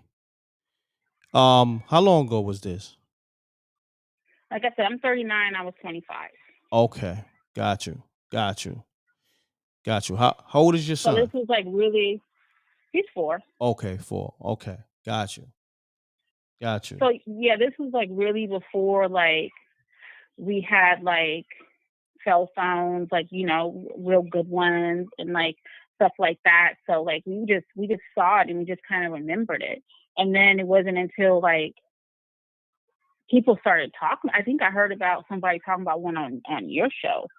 And then I just kind of like looked it up and I was like, that's what we saw. But we never like, I don't know. We just, it just happened. Got I didn't even take it seriously until we looked at it, you know, online. Well, I appreciate you calling. This is a very spooky story. I gotta hit the spooky man, because I done had a couple of people that had some reptilian stories, and this one is definitely one of the spooky ones. What's your name? What's your name again? Stacy. Stacy, thanks for calling. How long you been tapped into the show? Since Amina. Okay. Appreciate you COVID. tapping And in. then I really like the message. I like what, you know, you're doing. I can sense you have integrity and all that. So yeah, I really Thank you. do I appreciate rock with that. you. Me and my friends, we listen to you. We put like our kids will come over and we'll kind of like have our little spooky hour night. Oh wow, that's crazy. Yeah. Wow. So We you know what? laugh You know what you and- just did? I definitely got to get the Spooky Hour series, television series going like yesterday. Like I gotta hurry up and get that done. Wow, you just made my night with that one. That's Yeah, dope. because, you know, That's the dope. kids, sometimes they can't sleep, so we just be up and we'll put on a little movie for them to come over, let them run around, and we'll just listen to it, like, you know, on like a little, and put on like a little speaker. And, you know, sometimes we'll have some wine or whatever. We sit there and we just really enjoy that this is for, you know, us, our community, something where we could talk about what we saw and like, people get it. Like, That's you know, amazing. yeah, you got people out there who don't tell the truth, Yeah. but you got a lot of people out here who's really speaking their truth. That's a fact. And you could feel it. Yeah, that's a fact. You know? I could feel that So- you're telling the truth. That's a fact, and it was a great story, you know. And I know it was coming from a real place because it was hard for you to get it out at first, but you got through it. Yeah. You got through it. So I want to Well, because- applaud you for that. You know? I never really heard nobody have that type of experience. Mm-hmm. And like when you really like seen something and you don't really like deal with it until other people like bring it up, it's kind of like fresh. It's kind of harder to talk about it. But yeah, I appreciate everything, and I'm not trying to be too long-winded, so I'll let you go. Thank you for calling, Stacy. All right, appreciate no you. worries. Yeah, all right, have a good night. You have a good one. Bye. Bye. Shouts to Stacy calling up. Pound that like button. Let's get the likes up, y'all. Hold on 1 second. Hold on one second. Yeah, peace. What's happening, fam? Yo, what's good? What's good, right? Everything good. Good brother. Everything good, man. State your name. Where you calling from? Yo, Big Heat calling from Coney Island, Brooklyn, B. You already Big know. Heat calling from Coney Island. It's very spooky in Coney Island, too. Yeah, you already know that. Great projects. You already know. Oh, no doubt, okay. Pound that like button, y'all. We got CI in the building. Big Heat. What's going on? Talk to me, man. Nah, y'all, I listen to your show every week, man. I watch all your joints, you know what I'm saying? But especially the Spooky Hours joint, you know what I'm saying? I save it for the next day. I listen to it at work, though, because we allowed to wear headphones. Oh, dope. And you be locking So into all the Spooky Hours. That's what's up. Well, I done seen every episode. I know everybody, Malcolm, all of them, you know what I'm saying? This is crazy. This is crazy, man. Spooky Hours got a cult following. That's what's up. Thank you. That's what I'm talking about. That's a fact, though. You know what I'm saying? But yo, checker, let me tell you my story. Let's right? get it, my brother. Yo, one day, he was at my man crib. So he had his stepdaughter and them in the crib. They wanted some pizza. We go to the pizza shop, get them a pizza. When we come back Hold to on, the Big crib, Heat. Do me a favor. yeah. Drink some water. Clear your throat, man. Let's get this story right, man. Oh, my bad. Yeah. That's sour. Yeah. So check it. Yeah. Let's get it So right. we come back from There the you pizza go. spot. So when we walk in the crib, I see a girl running the room. So I'm like, yo, y'all over here playing. I was hungry. Come eat this pizza. So my man Shorty was like, nah, such and such came and picked him up like 10 minutes ago. I was like, nah, I just seen her running the room. So I go in the room to go get her because it was a one bedroom. I go in the room, ain't nobody in the room. So I'm like, all right, boom, so I ain't pay that shit no mind, whatever. So a couple of days later, I told him I was explaining the story to my man. Before I could even finish the story, he described to me what the Ghostbuster had on, because he seen it a couple of days before that. Wow. You feel what I'm saying? That's crazy. So I know that's a fact that we seen the same thing, because you know what I'm saying, all that bump. So now let me get into my real story. One day I come home drunk. I lay down on the bed, boom. Next thing I know, I feel something behind me the size of like He-Man, son. And if I would have moved, I felt like it would have killed me. You know what I'm saying? The whole room got cold and all that. Said the size of Move, He-Man. bro. Damn, God, Word, continue I on. felt like if I moved, it was gonna kill me, son. You feel me? Damn. And I wasn't asleep. You know what I'm saying? It's not like if I was asleep. I just got in the crib, and it was like I laid down. As soon as I laid down, you know how you trying to think about something or getting your thoughts together or whatever. And then next thing I know, the room got cold and blue, and this joint was behind me. And if I felt like if I would have moved, this shit was gonna rip me apart. And I had to stay still for like 20 minutes, man. Wow. And I felt like it was over me breathing crazy, man.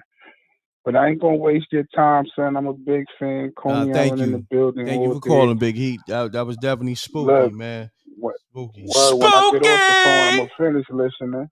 Okay. Word up. When I get off the phone, I'm gonna finish listening. I'm gonna be listening.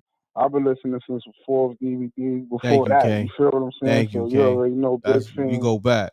You know what I mean? Keep doing what you're doing, son. You heard? Big Heat, salute. Shouts to the whole CI and all that. Brooklyn, my brother. Word. Have a good one, my brother. Yes, God sir. bless. You too. God bless. I like Big Heat energy. That's what I'm talking about. See, I like when the streets tap in and they keep it respectable. The energy's still good, but I could still feel that, you know, like that is that understanding. Yeah, we come from where we come from, Brooklyn, because yo, I'm gonna be honest. Let me just say this. It's real everywhere, but I gotta shout out my peoples from New York City. Yo, to make it out these streets. Man, applaud yourself. Hold on. Let me get the applause. Anywhere, but New York City, because that's where I'm from. Applaud yourselves. If you from New York City and you made it to a certain age, you know, I mean, if you here listening to this, applaud yourself just in general. It don't even matter the age, but for the most part, if you survive, if you was born in the 80s, the late 70s, in the 90s and the 2000s, applaud yourself, man. And you still here? Surviving New York City. Peace.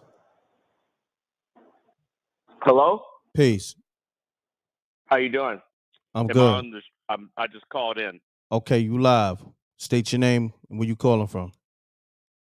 Aaron from Kansas City. Aaron from Kansas City. What's happening, Aaron? That's correct. How are you today? I'm good. And yourself?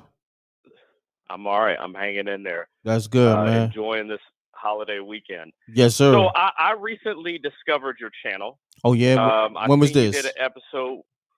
What'd you say? When was this? I discovered your channel, I think, a couple of days ago. You did something about Charleston White. Okay. And I recently started listening because I think you gave a shout out to New York City. What is the exception with New York? Like, what is it? I'm curious. Am I like missing something here about New York City, or what is the reward New York gets? I don't understand. Like I don't understand the grandness. Let me tell you something. One thing, I'm gonna keep it all the way real with you. Now, New York City, it gives you a sense of like, if you can make it here, you can make it anywhere, because it's hard here. First and foremost, like the living expense, of course, inflation is up, but the living expense always been high in New York City. It's New York City, California. Those are two of the most expensive states in the world.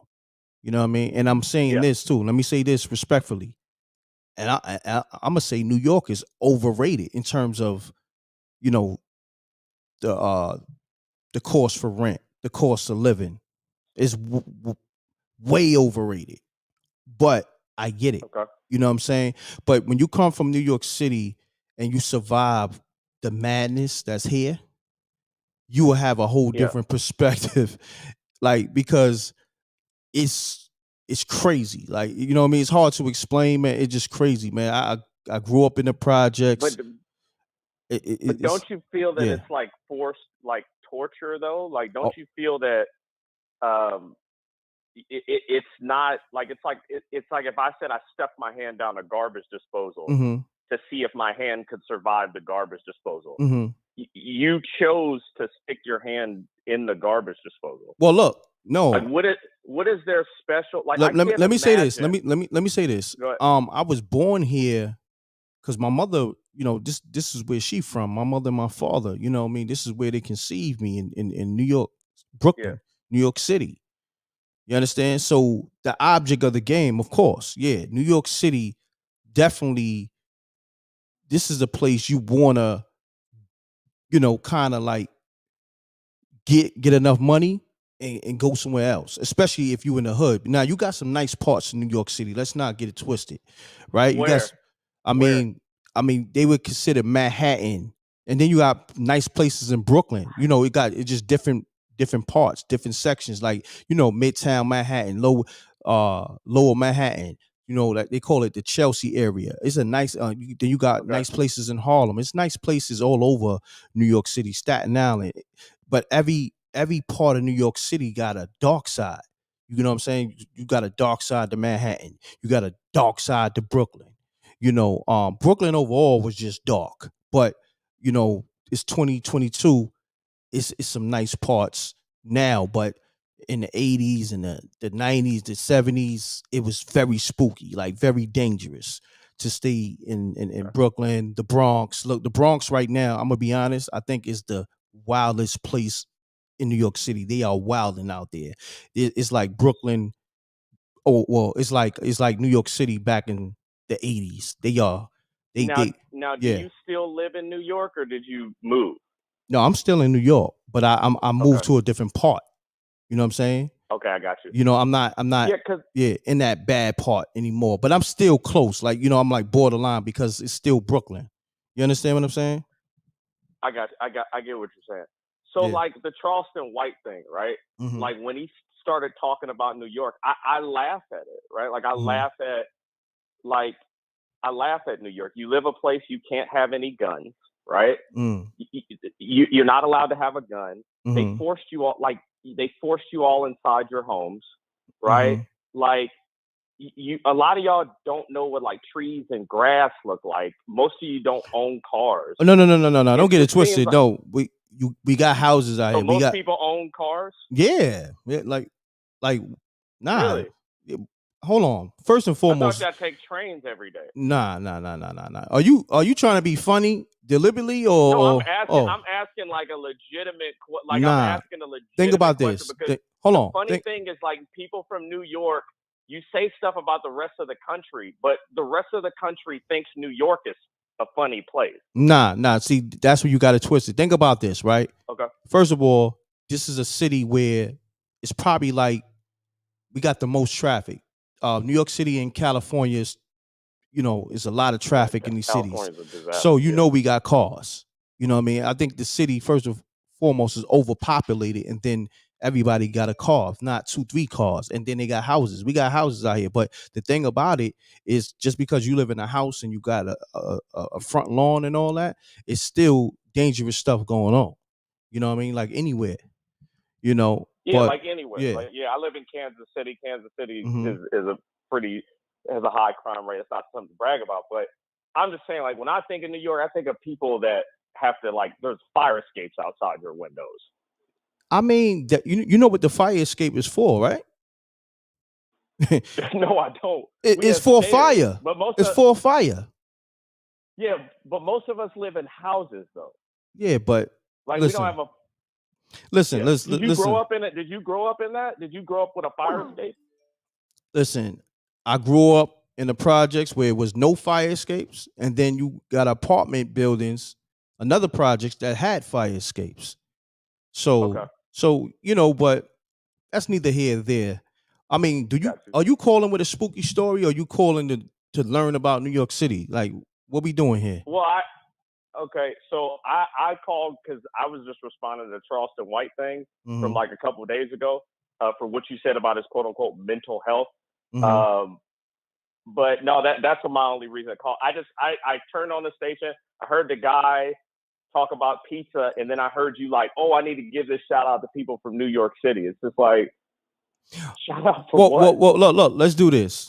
It seems like you feel a way about people from New York City and people shouting New York City. Is that what it is? You feel a way that you're not from New York City? No.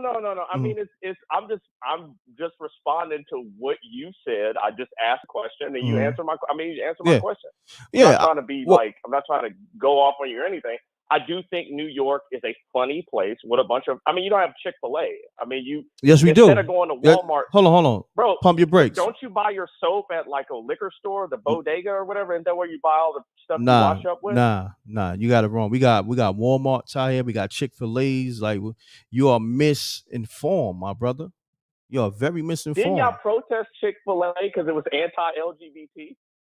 I don't know about all that, but we got Chick-fil-A's out here, and it might have been protested, but my brother, you know what? I appreciate you calling. You have a good night, man. Keep going on with your show. You have a good day. Thank you, man. All right, bye. Listen, I want y'all to understand. I try to be very patient with people. Hold on. Before I answer this call. Peace. Hold on, fam. Hold on. Let me talk to the people. Hold on. Hold that thought.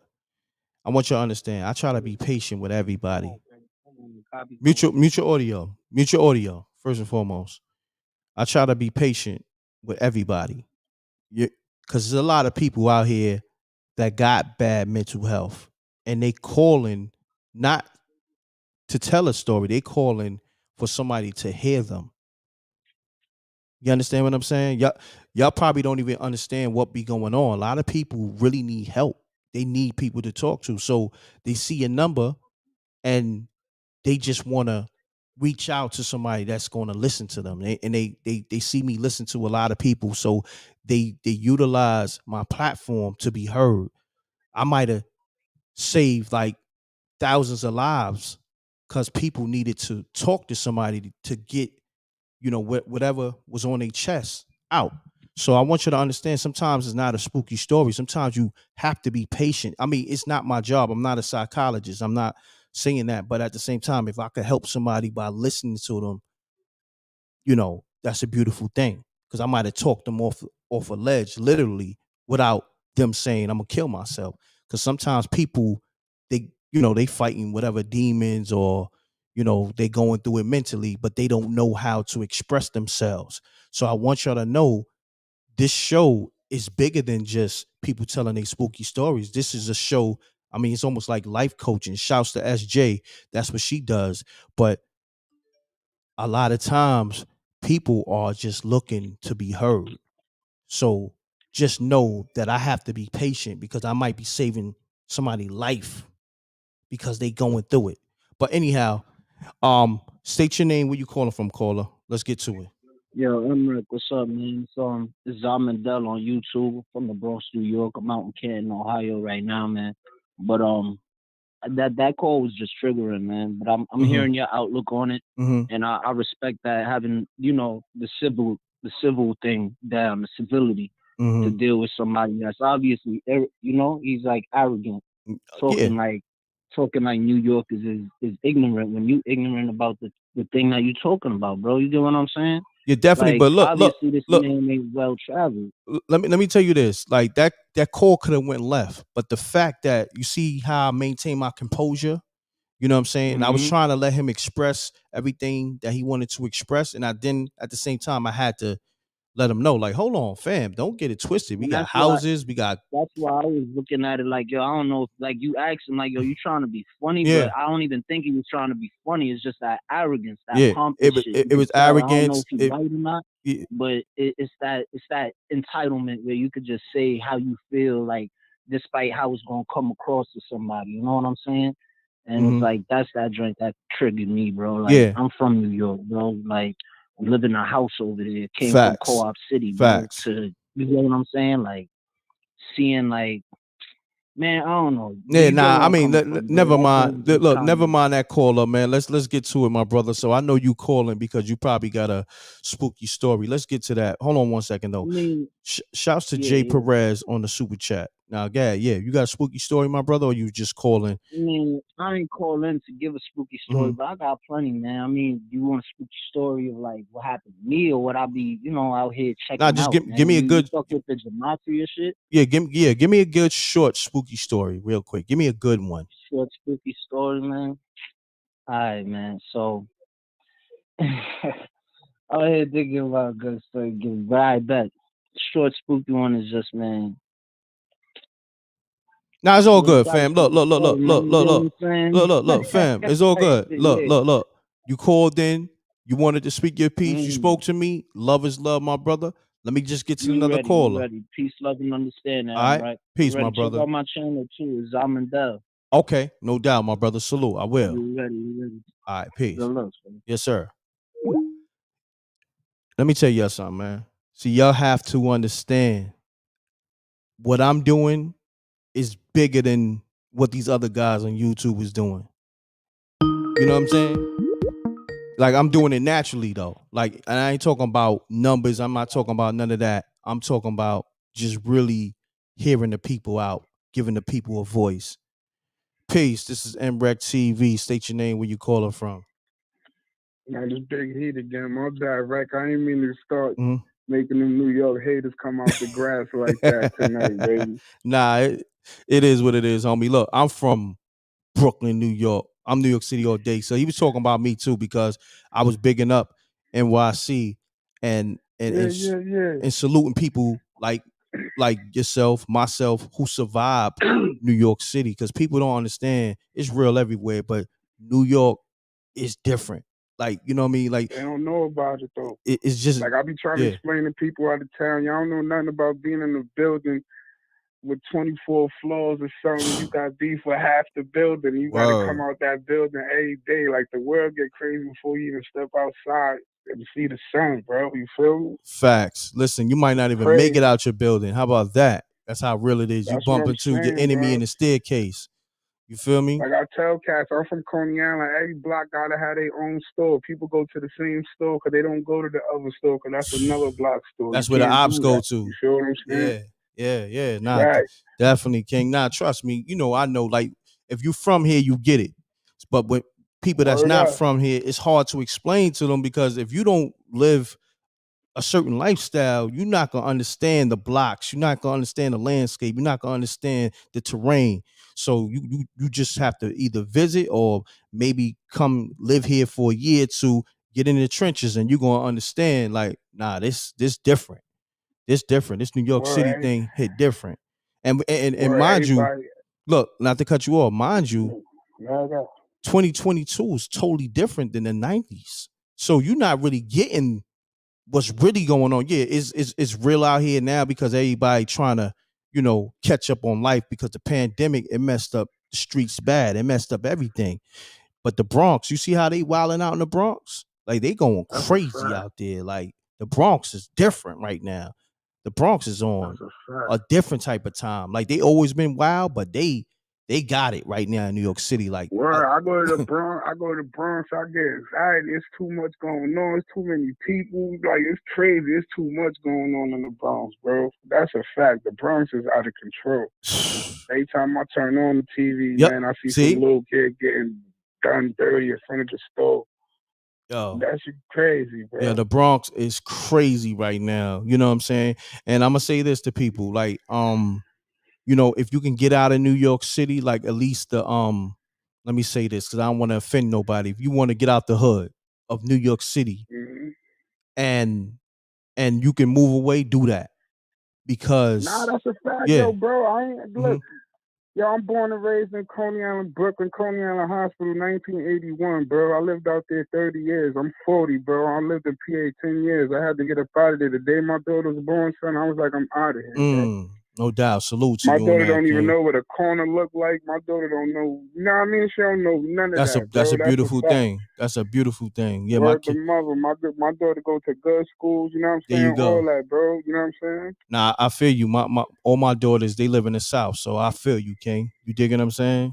So Well, I'll be like, salute to yo, you. it's all good. That New York shit is all good, but that shit again, it's getting old to think that it's lit to be doing dirt. You get what I'm saying? Facts, Like King. that's crazy, dude. Like how you out here still doing dirt, knowing that it's a camera every 2 feet. It's a camera every 2 feet. Yo, so you hit it right on the nail. You know you got caught on camera. You hit it right on the nail. That's That's what's fact. going on out here. So when dudes is talking all that crazy stuff, I'm like, you lying, because if you did it, nigga, you would have seen you on TV because it's a camera every 2 feet. Exactly. Dude, like, I blew the whole building up with a bazooka. Yeah, right. You lying, son. Word, but yo, have a good night, my brother. Big heat. Continue on. Have a good night, Do my your brother. thing, Thank brother. you. Salute, King. All Word. right. No have doubt. a good one, bro. Peace, y'all. I want you to understand, man. Salute to everybody from New York City. Salute to everybody from around the world. But it is real here. It's real everywhere, but it's different here. Peace. Peace. Peace. Peace. This is my name is Deborah. I call and give a spooky story. Okay, Deborah. Let's get it. I was living in city housing. I'm in the South now, but I was living in New York City housing projects in Woodside, Queens, and I had a child care service. And so I used to do my shopping at night in 24-hour supermarket nearby. You know, I used to walk there. Everybody knew me. And so one night, the last time I ever did that, I was on my way home, and there was this thing in the sky. It was so huge. It was huge. It blacked out the sky, and there was this beam of light. This is why I called in. I've been trying to call in before, but because of what that girl said, that her story, it was this thing in the sky. It was huge over the project. It had a beam of light, and it was shining on me. I'm Muslim, so I started saying the Fatiha. I said it all the way home. And it moved over to my building where and I was on the 6th floor, and and it was shining the light, and it freaked me out. I just freaked out, and then it went away. But that's the story the girl told me, calling to tell my story too. I appreciate you calling. All right. All right. All right. All right. Take care. Good night.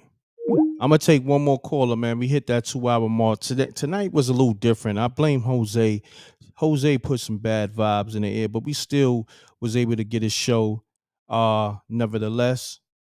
But the vibes got different. Jose, definitely send that in, homie. You messed up the whole vibe of the show, calling with that spooky-ish.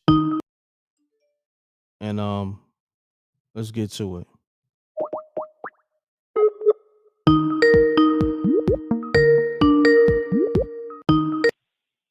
Peace.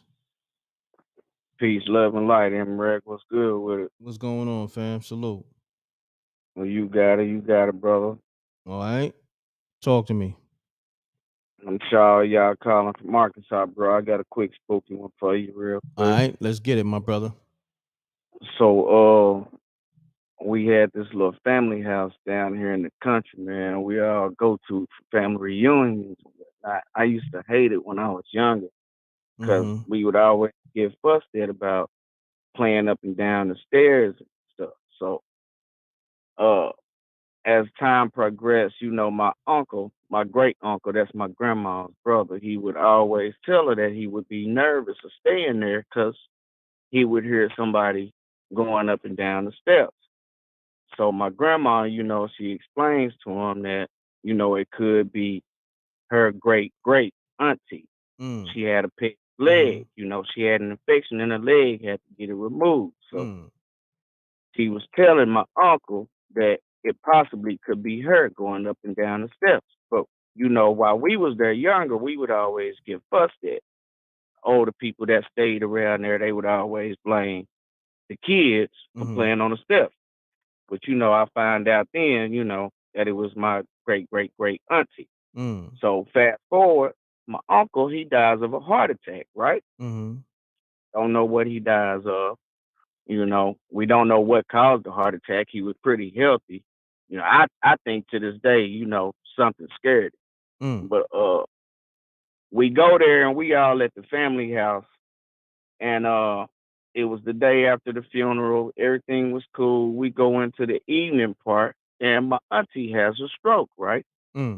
So we all tended to my auntie and whatnot, and my uncle, my mom's brother, he proceeds to call 911.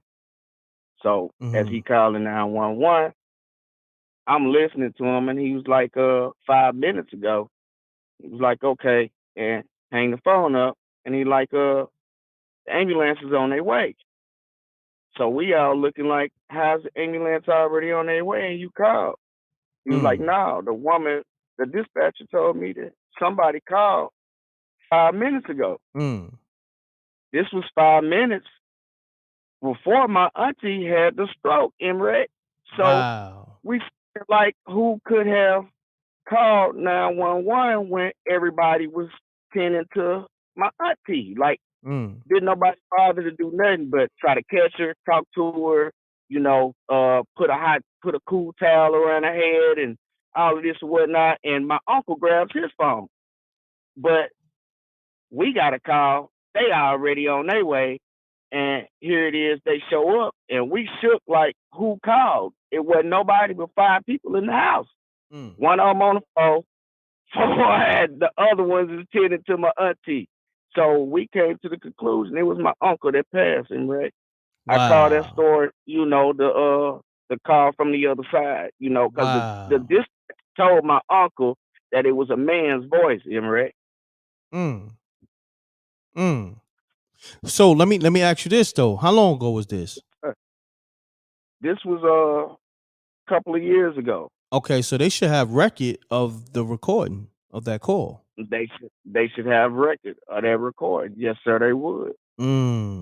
That's spooky. Hold on, let me hit the spooky on that one. That was definitely spooky. You said that was a call from the other side. Spooky. I call that the story of the call from the other side because we there buried my uncle and nobody else. It was only 3 men in the house. Me, my 2 uncles, and that's it. My condolences me and my too. other uncle was tending to my auntie. My other uncle, he's picking up his phone. So who was the other man that could have called him? m.reck? Yeah, I don't know. That's spooky. Wow. That's crazy, man. Shouts to everybody in the super chat. Shouts to everybody tapped in. We got still 630 people. We over the 2-hour mark. Pound that like button. Let's get the likes up, please. Pound a like. I'm finna unlike and pound it again. Thank you, King. Yeah, make sure if you hit the like button, even if you hit the like button, like the homie said, unlike, hit the like again so we can get the likes up. Get the likes up, please. Let's get that going. Hey, m.reck, before I go, I got a quick one, brother. I ain't mean to cut you off. I got another quick one real quick, though. Okay, let's get it. Before I go. Last week I called and I mentioned that I was in the Black Panther Party, right? Yes, sir. Well, the reason I backed out is because I had this spooky vision. I had a prophetic dream. So before I even had this dream, I'm finna link the religions real quick. It's not about religion. It's about your frequency and your love. I'm gonna clear that out. It's truth, walk in your own truth, and that's another subject. But here it go, right here. So I get these emails from this bishop, right? I don't do church, but I study and I stay in the spirit, and I look for confirmation and discernment, right? Got to pay attention to that in everyday life, right? So here it is. This preacher, he tells me that I will have a vision to come to pass. So days later, I have this dream, and it's about a snake. The snake is huge, and it's women. I can hear their voices. The women are saying that he done me wrong, he didn't love me, and he wronged me, and just repetitive words. But the odd thing about the snake is it had the leader of the organization I was under, his face was on this snake. Wow. So I can see the snake head getting rose and it like gets cut off. So I tell one of my comrades the next day, I was like, I had this dream about the chief, and I think something ain't right with dude. You know what I'm saying? So here it is. Later on that day, the comrade hits me up and was like, I got somebody that I need you to talk to because you're more spiritual than me. So I talked to him, and come to find out, it was a woman that was involved with him, and he had stolen her credit cards. He had done all of this. This supposed to be the leader of this organization. He done stole her credit cards. He done he done took advantage of her. Done got rental cars in her name and ain't paid and stuff. So here it is now. I'm like, dang. Not only that, the next day, another person come out the woodworks and says the same thing. So now I'm like, yo, I'm telling them about my dream. Now I'm like, look, I had this dream, and I think he's gonna get exposed and whatnot. They didn't believe me. They like, man, when is it gonna happen? I got proof of all of this, m.reck, for doubters. Like, I got proof. So anyway, but I'm like, so I don't know who to talk to, right? Because everybody is on the leader side, except for the ones that I'm talking to, So it comes out, m.reck, a day or so later, he ends up getting exposed on a major podcast. Wow. So I tell everybody, I'm like, yo, keep in mind, the snake is big. There's gonna be more people involved. There's gonna be more people that get exposed. So here it is. After he got exposed, another leader got exposed. Then, what's his name? Pedophile Polite, he got exposed. Grandmaster J of the NFAC got exposed. Crazy. What's his name? Sinetter got exposed. All the conscious people in the black community start getting exposed, bro. Do you hear me? Yes, sir. So, like, I'm sitting here like, and all of this is recorded and documented, and all of this for people who don't believe me. So, Nature Boy also got exposed. Like, it's people that got exposed during this whole ordeal, man. And I'm telling them, I'm like, yo, this is a spiritual war. Like, this is the time of the reveal, and y'all got to choose a side. But the thing about it is, the Most High, Yah, he used a Moorish American, a Muslim, and he used a Christian bishop to bring my vision to fruition. Like, he connected all of them, and all you see within our community is division. The Hebrews don't like the Christians. The Christians don't like the Muslims. Like, we all go back and forth on who was who and what was what and all of that. And the Most High showed me and used these people to let me know that everything is connected when it's truth and righteousness and love involved, bro. You cannot separate that from whatever type of divinity that energy, that love, that frequency, it all goes back to the source of where it came from. You get what I'm saying? So it don't matter if you a Muslim, a Christian, Buddhist, if you operating in love, then all of that it ain't no need for division. You get what I'm saying? But all of that true, man. That's my spooky spiritual story. You know what I'm saying? Like, cause it all came true. And dude turned out to be an ATF agent. Wow. You hear me? Crazy. So it even got more spookier because It was people getting set up like me. It was people that was getting assassinated. It was people that was going to jail. All of that, bro. That's crazy. That's nuts, man. Well, I'm glad you survived it, and I'm glad that you was able to see it in a dream, and you was able to get away from that. So salute to you, and I'm glad everything worked out. Most You know? And I appreciate you calling in, my brother. All right. Most deaf. Salute. All Peace, right, love, salute. and life. Yep. Peace, love, and life. Salute. Yeah, man. Like I told y'all, salute to that brother for calling. Like, this show is bigger than just people telling spooky stories. Like I tell you, people be going through it. And if you listen and pay attention, you can hear it. So I ain't signed up for that job, but you know what? If I gotta, be the therapist or just the ear for people to be able to tell a story or tell me what's going on with them in a sense, then you know what? I'll be the man for the job because I'm the man of the people. You know what I mean? I'm the people's champ. And if you are going through it and you don't know who to talk to, we are doing well, SJ, she got a life coaching brand. So we're gonna be promoting that real soon. We just finalizing some things. But SJ, she got a life coaching brand. So people that's going through it, we're gonna have a number for you to call and an email and everything, a website. So all that's coming. All right. For people that's going through it mentally.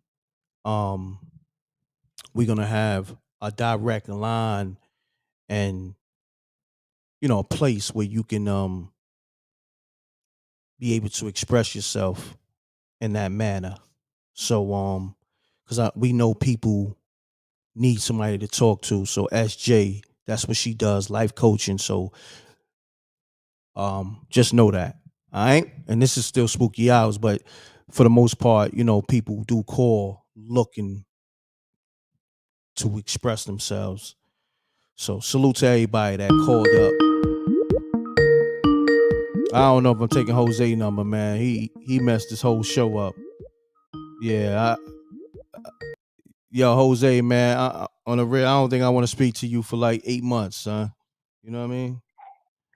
Hey, Rev, you was speaking some truth, man. When we first started talking, you said you wanted to get into the realness of what you was just saying. Yeah. And you really wanted to pull out the Rev suit. You remember we used to talk? Nah, I'm definitely gonna open up a church. That's a whole nother thing. And then, but we got the life coaching thing going on. Yeah, I remember we did have that conversation. Definitely. Yeah, but so I'm just listening at you. You bringing it out a little at a time. I'm checking you out. Yeah, and definitely. It sounds good, my brother. That's good for all of us out here. We need to start hearing the good uplifting besides everything else, besides just having fun. Yeah. That's definitely. good also, man. Like we said in the beginning, that was your ultimate path of what you was doing here. So basically you saying I made the full transition to m.reck. You're a funny dude too. Slowly but surely bringing it in. I'm officially m.reck. It's all good. I win. You know what I mean? Listen. Hey man, you've been working at it for a while since we first talked a long time ago. You're a funny guy. You're a funny guy. Man, I'm serious, man. I'm bringing out my Reverend outfit. I just don't know how to do it.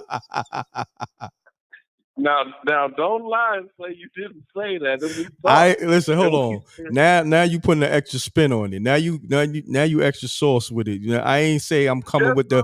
It's just, but you can't say. Look, hold on. I ain't say I was coming with the whole Rev outfit and all that. Now you going and you trying to hit me saying I'm coming with the m.reck outfit with the wingtip shoes and all that. You going extra with it and the what you call that? The butterfly bow tie, whatever. You going a little too far right now. You know what I mean? No, but like you said, it's going around the whole 360, and it's a good feeling for you to start transforming over into that side and bringing us all with you, brother. I really appreciate it.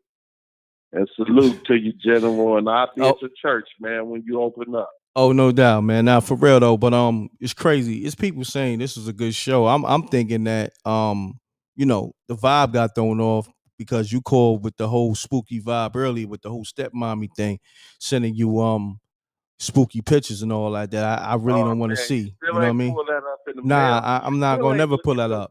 I'm not gonna never pull that up. You and stepmommy can keep that between y'all. You know what I mean? Like, No, that's reckless. That's reckless. I'm But not. anyway, man. I don't want to know about that. We appreciate the night, and everything was good after all. Besides you telling us to go get the ski mask out. Which one is it, man? m.reck? I don't know, Rev. You got different sides. Or goon-reck? Which one is it, man? I don't know, man. That's you. You want to pull out the Rev outfit, then tell us go get the ski mask. We don't know what to do. Yo, listen, man. Yeah, listen, you gotta hey, when it comes to different situations, you gotta put different hats on. You feel me? That's just what the fans stepped in and said we listen to Rev. Nah, when it comes to the feds, nah, I'm m.reck. I don't know nothing about the streets. When it comes to the feds, I don't know what's going on in the streets. I'm a reverend. I'm an ordained minister. You heard? We've been on here for over a year. Until that ski mask combo came up, we never heard that. They let you know they in here. They let you know we in here. Listen, so, nah. it might be time for your episode now. Step away.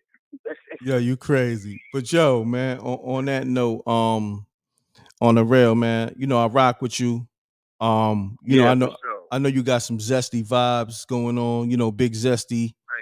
I mean, see, there you go. I was trying to keep it real with you, Red. Nah, but hold on. Listen, I owned up to the m.reck situation. You said your name was Big Zesty. You ain't gonna own up to that? No, what I'm gonna hold up to is these dollars in my pocket and let's get these episodes going. That's what I'm holding up to. Okay. Well, we're gonna do the Spooky Hours series, and we're gonna get to that. Matter of fact, you know what? Stop talking about it. Today, Monday. I'm gonna call you. What time is it? It's 2:18. I'm gonna call you early afternoon after I come from the airport. Man, you've been saying that for over a year, man. Nah, I got you. Look. I'm gonna call you early afternoon, like no later than 2 p.m. All right, Rev. We appreciate the show, man. Right. We really appreciate it. All right, now love is love. I appreciate you, Jose. Yep. All right. Salute. So look, this is what I'm gonna do. We in overtime right now. Spooky Hours overtime. Damn, you still love the show, even though it was a whole different vibe. I'm gonna be honest. Today was a different vibe. Maybe today was like kind of like a show to help people because I felt like a lot of people that called, they just needed a voice to listen to them or an ear to listen to them.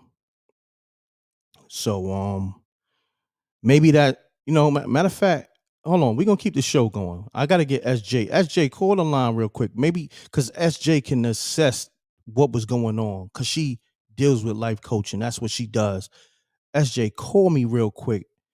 I need to know what you thought, what was going on with tonight's show, real quick. We're gonna take some more callers on the Spooky Hours tip.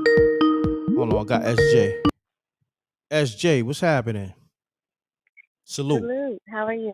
I'm good. Talk to me, SJ. I need your thoughts on tonight. Did you sense that people was calling because they was directly needing an outlet to express themselves in a different way? Yes, definitely. I think Okay. that people are hurting, and people have been hurting in silence for so long. and they're looking for an outlet. People are scared to share because they're scared of judgment. They're scared of what someone's going to think about them. People have experienced some real trauma that has taken place in their childhood, teenage years, or even as an adult, and they don't know where to turn. And so often people are suffering in silence. And, what may seem like it's not normal for us or does not make sense to us does not mean that it wasn't real for someone else. We don't know other people's pain, and so I think that a lot of people use your platform and they allow themselves to share because you make them feel so comfortable. You don't show judgment. And oftentimes hurt people, and that's because they have no one to turn to. They have no one to talk to. And there's so much brokenness. There's so many things that have happened to people that they're scared to talk about. There's so many things that have happened to people. It's why they are defensive. That's why they are angry, because of what happened to them. Correct. So I definitely think that tonight, along with some other nights that you've had, people called in because they wanted to talk to somebody. They wanted to let it out. And people are looking for an outlet. They're looking for an ear, for someone to listen. Wow. Thank you for assessing everything that was going on tonight, plus doing the moderator whole thing and doing the news, because you put a news story up today. Thank you for multitasking and thank you just for being observant, very observant. I was telling the people earlier about the life coaching thing that you do in the life coaching brand that you got coming. Could you give them like just a quick synopsis on life coaching? Okay. Well, first, before I do that, as always, I want to definitely say thank you. Thank you for all that you have done. Thank you for all that you're doing. And thank you for this opportunity. You're welcome. I'm definitely grateful and I definitely appreciate it. And I just want the people to know that m.reck truly is genuine. He truly cares about all of us and he definitely wants us to succeed. So please know that that's the truth. I think that everyone on the platform knows that, but I also think that it's good to put out there. Thank you. So you're welcome. With the life coaching is basically to serve as a support, to motivate, to encourage, and to inspire persons to reach their goals, for persons to set goals, and for persons to begin to believe in themselves, to build self-esteem, to just let people know that your path can do two things. It's totally up to you. It can promote you or it can prevent you, but it's all about your mindset. And unfortunately, most of the time people get stuck. They get stuck and they stay in it and they feel like they can't go no further, or they feel like this is their life and they don't deserve great or they don't deserve whatever. But the truth of the matter is you do deserve it and you can achieve it. It's all about your mindset and it's all about having support. So that's a part of life coaching, is to support, to assist, to deal with trauma, but to deal with trauma in a way that will help you grow. And I'm not a licensed therapist, so if someone is looking for more services, definitely would recommend them to a licensed therapist. But it's definitely just to get persons to be self-aware, to get persons to realize that obstacles come, but you can overcome them. Definitely. Well put, SJ. So I want y'all to keep in mind we got the life coaching thing coming soon. SJ, you're gonna be able to talk to SJ. SJ, just give him a quick briefing on that. Are you gonna be doing phone calls or emails or the combination of both? It'll be the combination of both. Okay. Yeah, combination of both.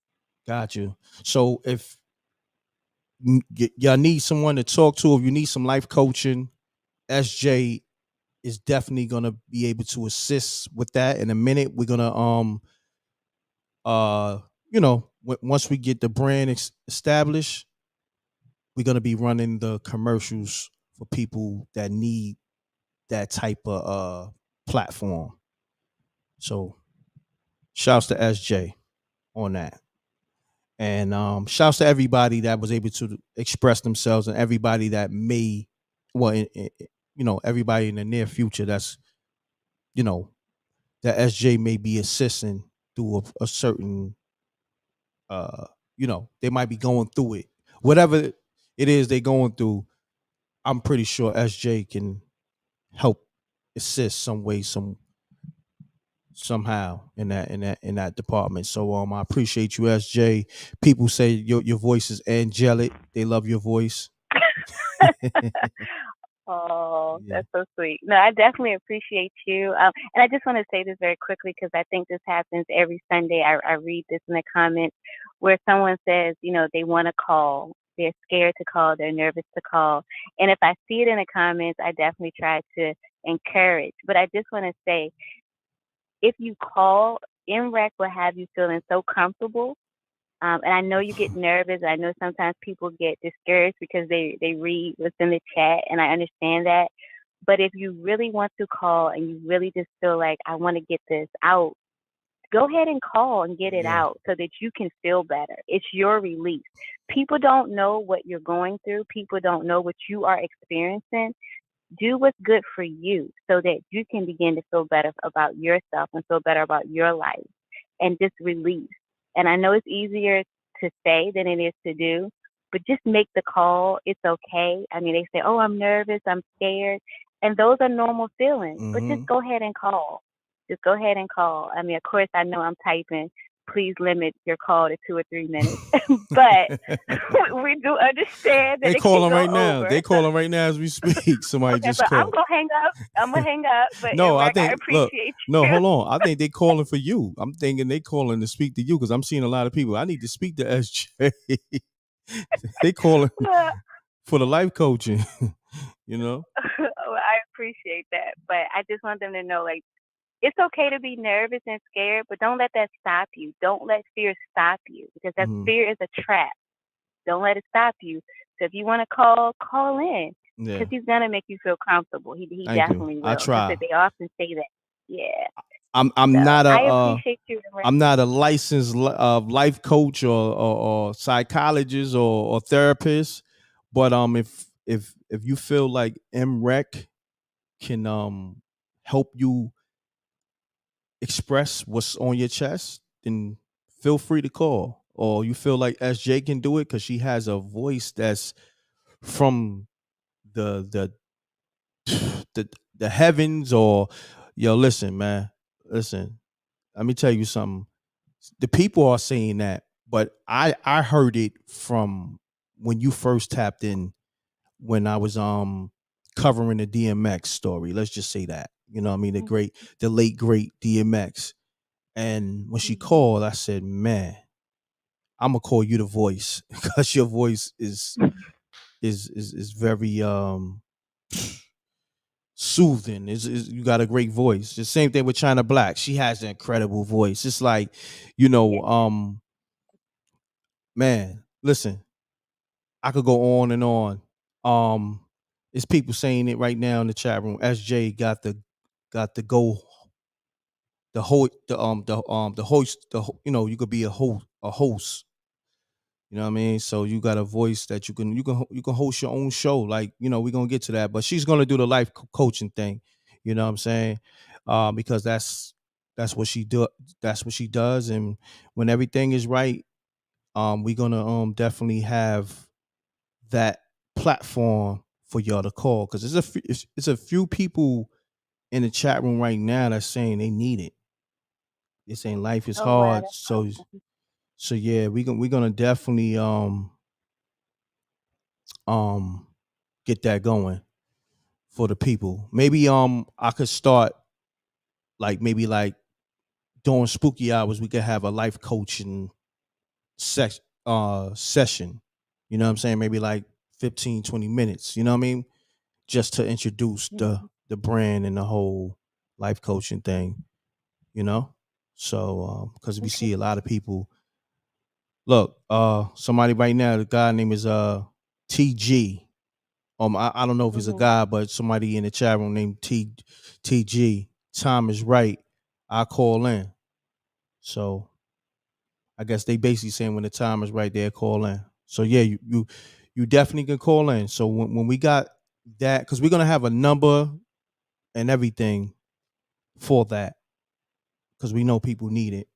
And we appreciate y'all, all the people that's tapped in the chat room, people that's calling up, telling their stories. And this was a real show. You know what I mean? Yeah, the energy was a little different, but you know what? It turned out to be a show that was needed for people that needed to express themselves in a different way. So we just gonna run with it. This was a good show for that. And plus, you know, we got some spooky stories and all that. But thank you. Salute to the Rec Mob. Thank you, SJ. Shouts to Gina Rose, because she has incredible voice too. She's a singer. So we got some, you know, people that's associated with the brand. They got some great voices. That's a beautiful thing. You know what I mean? And on that note, SJ, I appreciate you, and I'm gonna keep you posted. Oh yeah, let's matter of fact, I'm gonna let you break the story. SJ, Oh, let the people be aware what's going on with Master P. Real quick. okay. So, real quick, it's been reported that Master P's daughter has died, and it basically says on hiphopdx.com that Master P reveals his daughter has died. Mental illness and substance abuse, he states, is a real issue. Master P is mourning the loss of his 29-year-old daughter who died over the weekend. He posted on Instagram, "Our family is dealing with an overwhelming grief for the loss of my daughter. We respectfully request some privacy so that our family can grieve. We appreciate all the prayers, love, and support." He ended the post by suggesting suicide or drug overdose was to blame for her passing. Mental illness and substance abuse is a real issue that we can't be afraid to talk about. With God, we will get through this. Hashtag my angel. Wow. My So, condolences to Master P on that. And it's crazy that we're talking about life coaching, and his daughter just I guess took her own life due to mental illness. It's crazy. Wow. This show was powerful. Wow. Because I didn't even know I didn't even know how she passed away until you just said it. Wow. That's very heartbreaking. And that's what I was just saying. It's so real. You know, we don't know what people are dealing with, and oftentimes we measure happiness by material things, by money. And those things still don't give you peace. Those things still don't fulfill a broken heart or whatever your mind is telling you. Because whatever your mind tells you is powerful, and you'll believe it. Because the brain is trained to believe a negative thought more than a positive. And so if you're keeping all that in, because that's what your mind is telling you, you're keeping all that in and you're hearing things and you're feeling a certain way, you know, it's just, people are struggling. And like I said, a lot of people are struggling in silence because they're scared of judgment. They don't know who to turn to. They don't know who to trust. Correct. Wow. It's people in the comments in the chat. Shouts to Dom Neil. He said I almost took my life last year. Wow. I'm glad you're still here. I'm glad you didn't take your life. Wow. Yes. Wow. TG said this life is harsh. Wow. So people are very going through it right now. Wow. Mental health is real. Wow. Wow, man. And it's real. People just want happiness. People just want peace. And some people feel like they've never experienced happiness before. They don't know what it is. Some people feel like they were born just to have disappointment, just to have their heart broken. You know, no one may not have never encouraged them or believed in them or said positive things to them, or someone could have violated them in different ways and they've never told anyone, or they did tell someone and nobody believed them. You know, we just don't know what people's stories are. And sometimes we're so judgmental because we see people, they look a certain way, or people say things, and, you know, but it's coming from a place. It's coming from somewhere. Something happened somewhere. You know, and correct. It's sad. It just breaks my heart, because if people could just really believe that you are special, you are chosen, and no matter what has happened in your life, it doesn't have to hinder you. It really doesn't. But people need to feel like they're supported and they're loved and that they're listened to. Just like, again, what you're doing. You're listening. And that's what people really love. Someone's listening to me. And you don't even know them. You don't know them. You've never met them. But you're listening to them. And you may be giving them more than what their own family has given them. Wow. Wow. But anyway, I'm not going to take up the whole night. m.reck, It's I all good. appreciate No, you. this is perfect because this is like a segue into the life coaching thing, and then it came like organically. It wasn't even planned, and then the whole Master P thing. So it was like, we was gonna cover that story anyway, but we did it during spooky hours, and it was all relatable to the whole life coaching and mental health. Wow, this was a great show. Wow. So salute to you, SJ. Appreciate you, Salute to everything you. you I do. appreciate you. I appreciate everything that you do and everything that you're doing. And again, I really don't have the words to express how blessed I am and how you're giving me this opportunity. And You're it welcome. really means a lot. I'm so Likewise, thankful. I'm so honored to have you on my team, and I love the fact that you are very appreciative, and because that's why I do it. Like, I love helping people, but the fact that when people really show me they appreciate how I help them, or just we appreciate each other, that does it for me. You know what I mean? People that's grateful, appreciative, it goes a long way for me because I deal with a lot of unappreciative. Well, I used to deal with a lot of unappreciative and ungrateful people. So salute to everybody that I'm gonna say. I got a slogan. I'm gonna say this. I appreciate the appreciation. you understand what I'm saying? That's one of my slogans. It's simple, but it's Yeah, effective. So yeah, definitely. But it's so definitely coming from a very sincere place. And I just think that hopefully Rec Mob will definitely know how important they are to you. They don't know how hard you work. They really oh don't have a man. clue, all that you're doing and you still want to still give them what it is that they're looking for from you, and you still stay committed and loyal to that. And so we definitely appreciate you and all that you do for the people, because you do provide a platform and you do mean what you say. You are all about helping, and that's awesome because there's a lot of, platforms out there, but they're not doing what you're doing. And so I definitely wanted to say thank you. I salute you. I definitely Thank you. appreciate You're this welcome. opportunity. And I just hope everyone in the chat, everyone listening, just knows that m.reck truly cares about each of you. And he definitely wants the best for all of you. And I really don't think that you are really realized to the depth that he does care. And I care too. And I want the best for Yes. all of you. And definitely praying peace and blessings to each person. And just know that you are someone and you are royalty. So with that, I'm going to get off the line. I appreciate you, m.reck, and we'll talk. I appreciate you, SJ. All right. We're talking a little bit. All Okay, right. all right. Peace.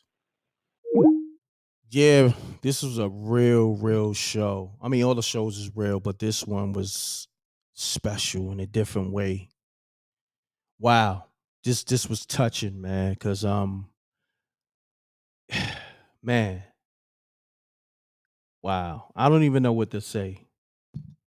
You know what I'm saying? Like I really don't know what to say. I'm glad that people do feel like, okay, I can call m.reck and he's gonna hear me out. You know what? It's a beautiful thing that you look at my platform in that way. Because I want to be able to provide more than just entertainment for the people. I want to be able to provide that ear, that platform. That's why I allow y'all to call my show. You know what I mean? Not just spooky hours, just like I could be doing any topic. It could be something um, you know, current event, like some type of current event that's touching. Like say for instance, that shooting that happened in Texas and shooting that happened in Buffalo. You know what I mean? Like I did numerous shows over the course of the years where, situations, I wouldn't say that was that tragic, but it was in that vein. And I opened the lines up and people called and they felt vindicated because they wanted to speak on what was going on in their community and how they felt.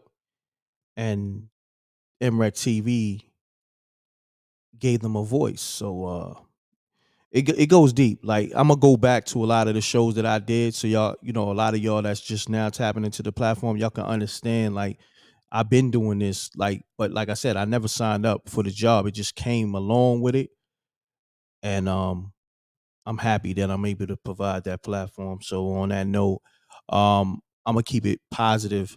I mean, if you want to call with a spooky story, or if you want to just call to express what's going on with you, you could do that. You know what? I'm gonna rock out to 3:00. So you're getting 3 hours of spooky hours plus, you're getting a ear to talk to. So, all right, call me up 310-598-2974. I'm gonna take calls. You call me up on anything.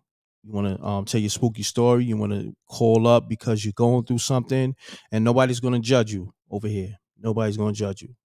You know what I mean? So call me up right now. Let me put the number on the screen real quick. Cause I know a lot of y'all, you love spooky hours. Y'all want me to go 5 hours if I can. If you just want to just call up, just call up. It's okay. It's gonna be you and me. Don't worry about anybody in the chat. Just call up. If you feel like you want to just express yourself in any way, I'm not gonna judge you. 310-598-2974. But if you want to just tell your spooky story, you could do that too. Matter of fact, you know what I'm gonna do? Because a lot of people did call. Let me call those people back.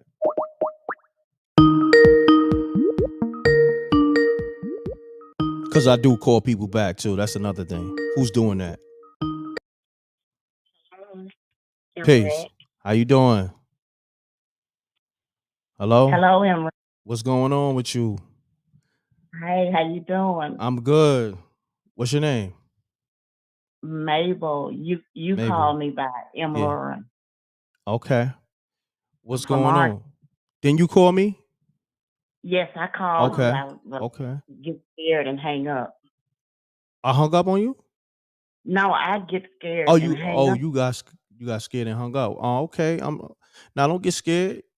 It's like I'm let me know how can I make you comfortable? Are you comfortable right now? Just being you. Okay. Thank you. Yes, Thank but you. I'm still nervous. You still nervous? All right. This is what you do. Talk to me like I'm your best friend. Yeah. How about that? I appreciate what all you do in your Thank you. show. I've been You're welcome. listening to you since back in 2019. 2019. Thank you. Thank you. I have a real quick story to Okay. tell you. It's real quick. It won't take long. Not a problem. But Let's do it. I've been trying to build up my nerves for like the last 3 weeks to call and tell you. Okay. But I had an incident to occur here in my house. I've been living here since January. Okay. Mm-hmm. My husband passed back in 2020. Oh, and so I man. I'm moved sorry. here. My condolences. Sorry about Thank that. you. You're welcome. I moved here in January. Mhm. Okay. So I hadn't been, dating anyone since then until now. Okay. So I had a friend over one night and he saw a light in the hall. I didn't see the light, but he saw it. So fast forward about 2 months later, same friend over here again. And he says, "Do you hear that?" And I said, "Hear what?" And so automatically I thought about the light that he saw before, and I'm thinking like, "Oh, what is it now?" So he said, "You didn't hear that?" I said, "No, hear what?" He said, "Footsteps." I said, "You heard footsteps?" Because we was eating and watching a movie. Mm-hmm. And he said, I said, "You sure it wasn't the TV that you heard?" He said, "No." I said, "Well, how did the footsteps sound? Did it sound like clack, clack, clack?" And he said, "No, it was a dragging sound." So I'm trying not to freak out. Didn't want him to freak out. Mm-hmm. So we just continued eating and watching the movie. And so right after he said, "Do I hear footsteps?" It wasn't 3 minutes later. We both heard a door slam. You know, when you're angry and you want somebody to know you're angry, you're going to slam the door. Correct. And you want it to be loud because you want people to know you're angry. Yeah. And I'm going to say this. Females, that's what y'all do. I ain't going to front. Y'all love slamming doors when you're angry. But continue on. Continue on. Okay. That's just a private joke. Continue so on. I'm like John Witherspoon in Vampire in Brooklyn. We heard a door slam to the fifth tower. And so I just sat there freaked out. I'm looking toward the hall because that's where the sound come from. He looked at me and I looked at him. Then he looked at my kitchen. I said, it didn't come from there. It come from down the hall. And I was so scared. I didn't go back there. I didn't sleep in my room for a few days because I didn't want to see anything. When I got up, I said, I'm going to take my plate to the sink. And I'm going to look down the hall. And I was expecting to see one of the doors closed. And when I walked and I looked, all three of the doors down the hall were open. So where did the slam come from?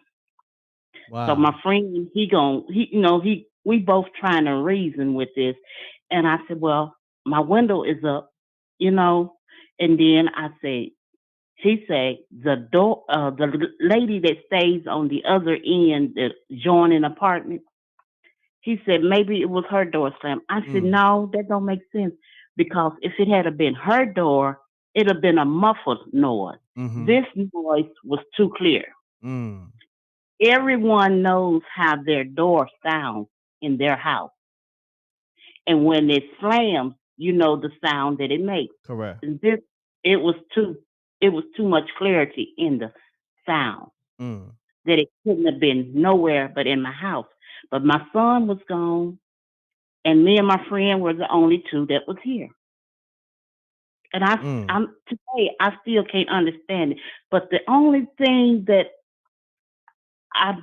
two things that I've been trying to ponder. My husband, when he would get angry, he had a thing about slamming doors.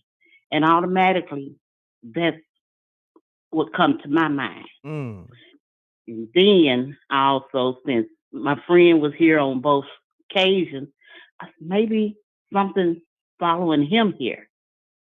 So I don't know. I had that experience once since I've been here. Don't want it to happen again. Wow, but that was my story, and I just had to get it off my chest. I'm glad you called me with that because I could tell that you was holding that in for a good while. Yeah, I've been trying to call you for the last 3 weeks. This just happened here like a month and a half ago. Wow, I'm glad you got through. I'm sorry, because I get so many calls. So I was going through the call log, and I just, I wanted to call you back, and I'm glad that you was able to tell your story. You sound so comfortable telling it now. Like you got comfortable. That's a good thing. Let me applaud you for that too. Yeah, I've been listening to you since before you started Spooky Hours. Then I said, man, I don't have no story to tell. And then when this happened, I said, oh my God, I got to call Rick. Yes, and I'm glad you called. I'm glad you called.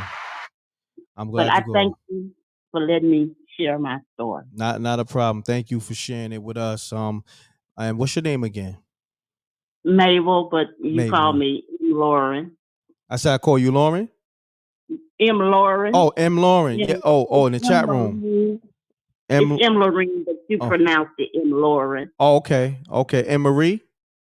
M. Lauren. Oh, it's M. Lauren. It's Lorraine. Oh, Lorraine. Okay, so it's Lorraine. Okay. Yes. Okay. Thank you for calling, Lorraine. Thank you. All right. Thank you and your show. All right, not a problem. You're welcome. I'm a shouts to Miss Lorraine for calling. Hold on one second, y'all. Okay. Mute your audio. Peace. You now tune in to m.reck TV. State your name, where you call it from. Keep it clean, keep it short. Let's get spooky. Let's get spooky. M.reck. What's happening? Talk to me. What's going on? Everything good, man. I got a story to tell. But first, I want to talk to the audience. All right, do me a favor though, because over here, we don't judge people, but we do judge their phone. Your phone sound a little spooky, so let's get that right, man. Well, it must not be turned up. Well, let me take it off speakerphone. Yeah, that's the only thing we do judge over here. If your phone is spooky, you definitely gonna get roasted. So we gonna try to work with you. Yeah, I most definitely got you judge them Fisher prices. That's the fact. Phone. I most definitely got. Oh, you got okay, and I like the fact that you acknowledge that you had a Fisher price. So I want to applaud you for that. Hold on one second. Hold on one second. I want to applaud you for acknowledging. Hold on, what's going on? Tonight is always spooky. I want to applaud you for acknowledging you had that nasty Fisher Price phone. And when people take accountability for them Fisher Prices, you got to salute them. So we want to salute you and let the people know your name again, so they know that you got that nasty Fisher Price. My name is Lemuel. I go by King Lemuel. Okay. Yeah, I go by King Lemuel. Got you. I got a spooky story, mm-hmm. and I want to talk to the audience for just all right. Yeah. 5 seconds. Yeah, my brother. Yeah. Okay. Y'all, we going through things and with these shootings and mass pandemics and all that. You have to stay in gratitude all the time. Seek out joy. Do something for somebody that'll bring you a little spot of joy that will get your mind off of what's going on today. It's very heavy. You cannot go hours dwelling and thinking about this. You have to be in gratitude. Get yourself out of it. And much love to all y'all. And y'all be safe. And now to my spooky story. Yeah, hold on one second. You try to go right into that spooky story. We still trying to fix this Fisher Price you got, man. You know what I mean? So I want to applaud you talking to the people and all that, and acknowledging you got this nasty Fisher Price. But like this is what you have to do though. We got to get back to what we get to. You might have to put one leg up in the air, put one arm in the air, and so we can get you some frequency to your phone. I got the right elbow now. Okay, the elbow, got your right elbow up. Okay, go close to the window. Mm-hmm. Yeah, we trying to get you right. Okay. We trying to get you right. That's what we got to do for the Fisher Price. We trying to get you right. Okay. Yeah. Yeah, I'm gonna get close to the window now. Yeah. Okay. Yeah, it's getting better. See, it's getting better. What kind of service you got? You got the Cricket? You got that Cricket service? No, sir. We got a thing called C-Star down here. It's a step above AT&T. C-Star. I never heard of that, and you said it's a step above AT&T. I believe it's a step below AT&T, but we're gonna take your word on it. Now, go ahead, my brother. No, I'm just messing with you. Now, go ahead, tell your story, my brother. It's good. But okay, let me tell my story. Okay, we got up early one Sunday morning, and we was going to the cemetery to see my grandmother. And we had this old green Century. It was made like it was slant back. It was a 67 Century. And we had to go to Ebenezer, Mississippi. And let's see, his name of it was Balance Due. It was Balance Due. It's like a little suburb of Ebenezer. We was riding down the road, And I was just watching the dust. Me and my sister were playing in the back seat. I was watching the dust coming off the road, coming off the tires. And I told everybody, look, it was a figure with a white shirt on, one of them red mega hats, the red mega hats that Trump be wearing. Mm-hmm. And it was a white shirt with a red hat and a broom with no pants, and it was sweeping the porch with no armor. It was just a shirt, a hat, and a broom. I told everybody to look. My mama sped out. You didn't see number rocks coming up from everywhere. She mashed out. And we went down to the cemetery. Everybody was shook up because they couldn't believe what they seen. And we sat down in the cemetery for a minute. Everybody got their stuff together. So when we rolled back through, my mama mashed past there through there again when she came through there. She said she didn't want to see nothing. I said, slow down, Mom, I want to see it again. She said, I don't want to see nothing. Boy, shut up. We finna go home. Yeah, it was a red mega hat, a white T-shirt with a broom sweeping off the porch. Wow. Didn't have no legs, no face, no none of it. And it was like I was like I said about 7 feet from it. Cause it was a dirt road in the country. It was a dirt road in the country, and it was like on an embankment. Like we were like it was on two sides of embankments. Like a hill. Man, that was spooky, man. I ain't never seen nothing like that before in my life. Wow. Man, I appreciate you sharing that story with us, man. Yeah, I appreciate you. Much love, my have brother. A good night. What's the name of that? What's the name of that phone service you said you on? C-Spire. C-Spire. C-Star? C-Spire. S-P-I-E-R-E. C with the C in the front of it. C-Spire.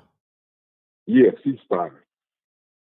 See, you know what's so crazy? I'm glad you spelled it out. Your phone frequency is so bad that I thought you said C-Star in the beginning because a lot of people thought that in the chat room. And but my brother, salute you for that accountability. This is what we're gonna do.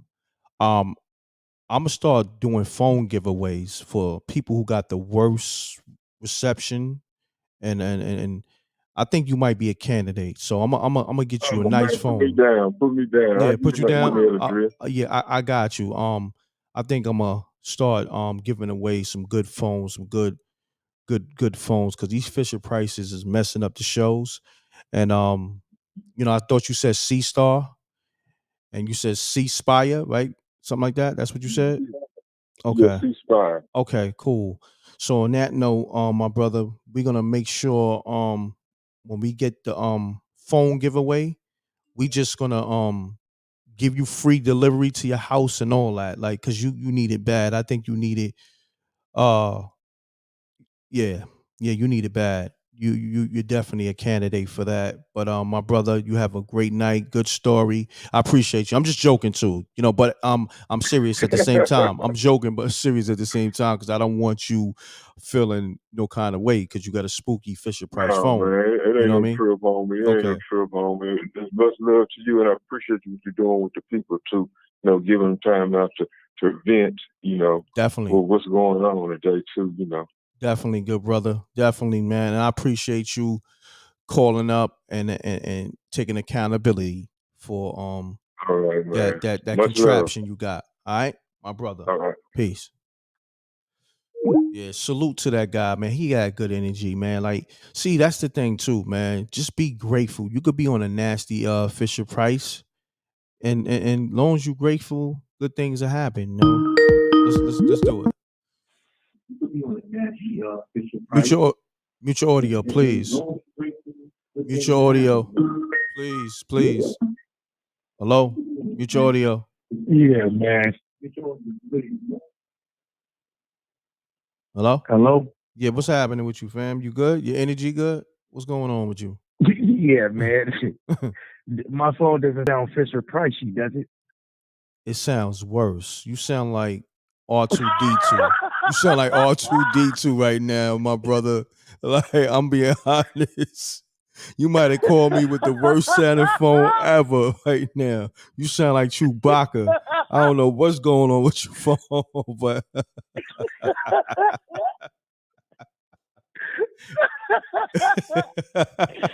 yo, you know what's crazy? It sounds like you ain't laugh like that in years. I don't even know you. It sound like you needed that laugh right there. It sounded like, oh man, hey, man, that right there was funny, man. No doubt, the whole time, man. And then, oh man, that's crazy, bro. That's crazy. Nah, that's what's up. That's what's up. I don't have a spooky story. I just had to call in to laugh, man, because I thought it was just so hilarious, bro. But I will mention I do got that game though. What game you got? With you on the character. Oh, okay, yeah, I made yeah. it to the second. I made it to the second salute. board. Trying to make it to the spaceship board or whatever it's called. Yes, sir. Yes, sir. Nah, salute. Yeah, man. Salute. Hey, Max Time Traveler, bro. The Max Time Traveler game. Yeah. Yeah, the Max Time. Exactly. That's what it's called. Max Time Traveler. Exactly. Yes, sir. I got that. Downloaded that. So yeah. I appreciate that's you, official. man. No doubt, man. Hopefully drop another movie soon. Yeah, we too. got the movies and more games coming. We got a lot of stuff. m.reck gonna be another character in the game. Yeah, man, I'm working, man. So I got you, man. I appreciate it, man. You called just to laugh. I didn't even know that, and man, it worked out, man. Everything is just aligning tonight, man. It's a beautiful thing. I want to applaud you that's what's up, man. for just calling up with the worst phone. Gotta applaud you and taking accountability. You knew your phone was nasty too. You must have, you know what I mean? You said, you know what, homie got a nasty phone, but I got a phone that's even more nastier. So I applaud you.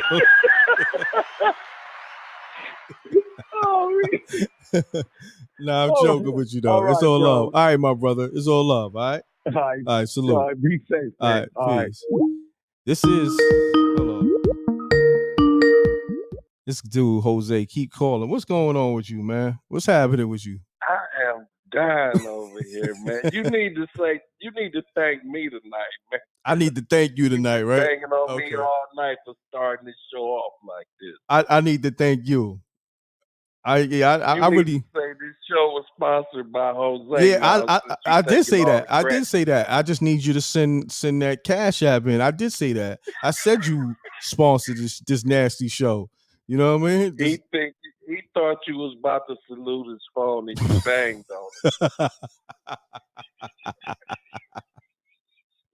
Yo, pound that like button, yo. Let's get the likes. I don't even know where the likes is at. Yo, Jose, you a fool tonight. Yo, I'm gonna be honest with you. I think you did a ritual tonight to make the show go this way. Like you did something spooky. Like I wouldn't put it past your nasty ass. Like I think you. I wanted you to bring out your Rev suit, so I had to find a way to do it because that was what you wanted to do all along. So I had to give you your wish. So yeah, I knew it. Me, I knew you. I knew you was doing some black magic. I knew it. I knew it. I said, yo, hold on. This show got a different vibe. Jose did some old spooky ritual. I knew it. I knew it. I'm gone, man. Right. Enjoy the night, man. And I need my suit when you open the church doors. No doubt, King. I got you. All right, Jose. Hold it down. Sure. Yeah. Peace. Nah, this was a great night, man. I have fun. I always have fun. Like me ending the show, I had to end it with some laughs. I had to. You know how? Come on, man. I've been easy. Even Jose said it. Like, you know how I do as a host. But for some reason, as of lately, over the last couple of shows, I've been, not joking somewhat. Not joking so much. But for the most part, for this show, I felt like I had to get a few jokes in. But let's be real, they phones was nasty. You know what I'm saying? Let's keep it all the way a billion. If we gonna keep it a stat. If we gonna keep it 100. You know what I'm saying? So exactly. Big Zesty and Stepmommy ritual. Jose, you know what I mean? Like it was spooky from the gate. And you know, but it all worked out. It all worked out. And mind you, look how it worked out. Jose was the first one to call and the last person to call. He pulled the ritual. Like, come on, man. Like, you can't make this up. Like, this was sponsored by Jose from the beginning to the end. You and your natural, you and your nasty ritual that you pulled, that you conjure up. Yeah, I need mine. Send that cash app in, Ken. This is sponsored by Jose and the whole truck gang. This nasty show right here. But if it helped you, it helped you. But I'm just saying, Jose put some nasty vibes on it. You know what I mean? I'm not trying to make nobody feel away, but just Jose put a bad omen. You know what I'm saying? With his ritual. So on that note, yeah, he definitely put a zesty ritual on the show tonight. He knew exactly what he was doing. That's why he called me and said what he said. He knew how, he knew how I was gonna feel about that situation. Jose's a smart one, but he ain't gonna outsmart me. That's the thing. He think he's a master manipulator, but you can't do it to me, Jose. I'm hip to you. I'm hip to you, homie. You know what I mean? I know what's going on. I know what's going on over there, Big Zesty. I know what's going on. Yeah, he pulled a zesty ritual. That's a fact. But you know what? He couldn't overpower the God energy though. So it's just, it made the show go a little different, but I still was able to pull it out. You know what I mean? Because he was trying to tell me the cancel the whole show early on. If you look at his chats, he was like, just throw the whole show away, all that. So, but I still pulled it off. I still showed him that the God energy is more powerful than that than that zesty energy. You know what I'm saying? So, just know that. But on that note, on another note, shouts to everybody calling up, and shouts to everybody, tapping into the show. Everybody loving the show, man. People told me tonight they watched this show religiously. Wow, like they watched this show with their kids, and man, I done heard some stories of people how they consume the show. It made me look at the show totally different. Like I knew people rock with it, but tonight it gave me a whole different perception of how people consume it. Wow. This is crazy. Man, I want to thank y'all, man. I ain't gonna front. Like, thank you. Let's applaud everybody that's tapped in and everybody that called up and everybody that's, because this is your show. Y'all make this show. Without the people, the show it'd be nothing. You know what I mean? Without the people, I'll be nothing because, y'all tapping into me and supporting the show, super chats and y'all viewing the content. View all my content too.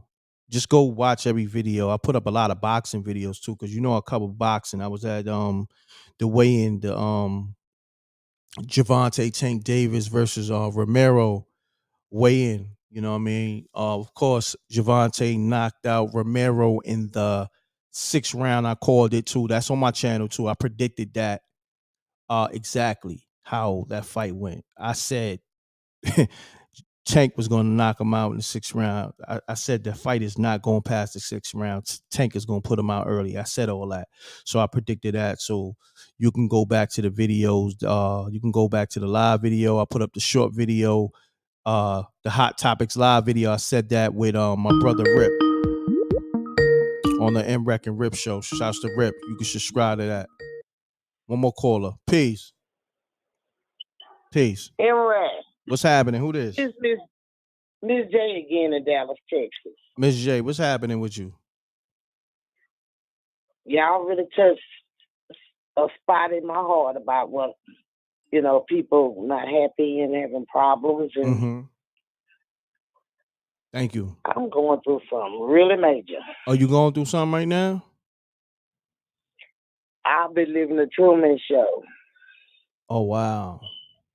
For the last 5 years. And nobody believes you. I think they do, but they just want to make you feel like, how the life coach I talked to, he said that they know you're telling the truth, but they want you to go crazy trying to prove it. You know what I mean? That's deep right there. You know, say that again. That was deep. Say that again.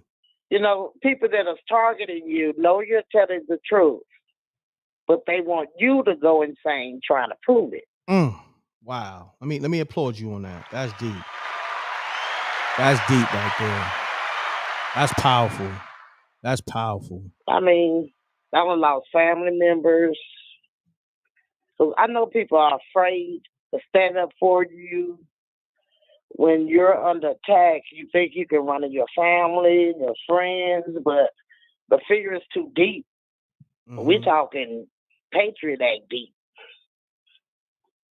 So people don't want it to happen to them, so they either stab you in the back or they get away from you. Correct.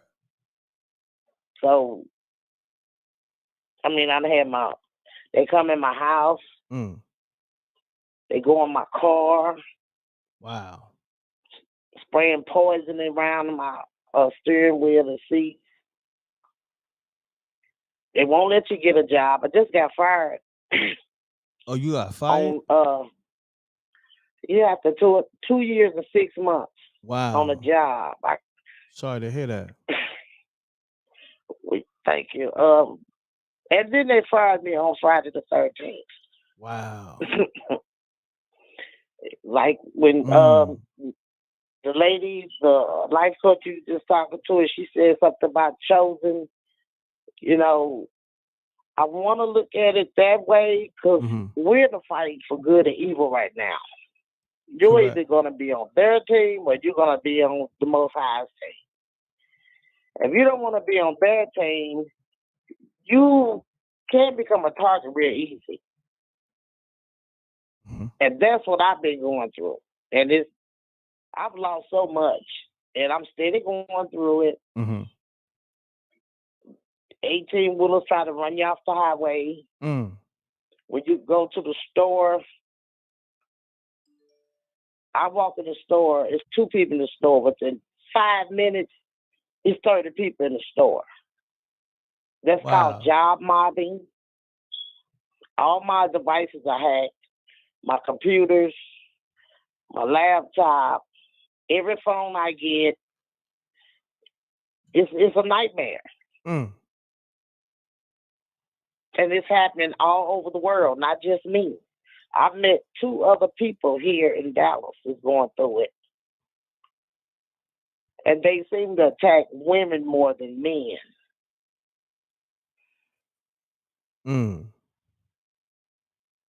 Wow. And it's happening all over the world. It's not just me.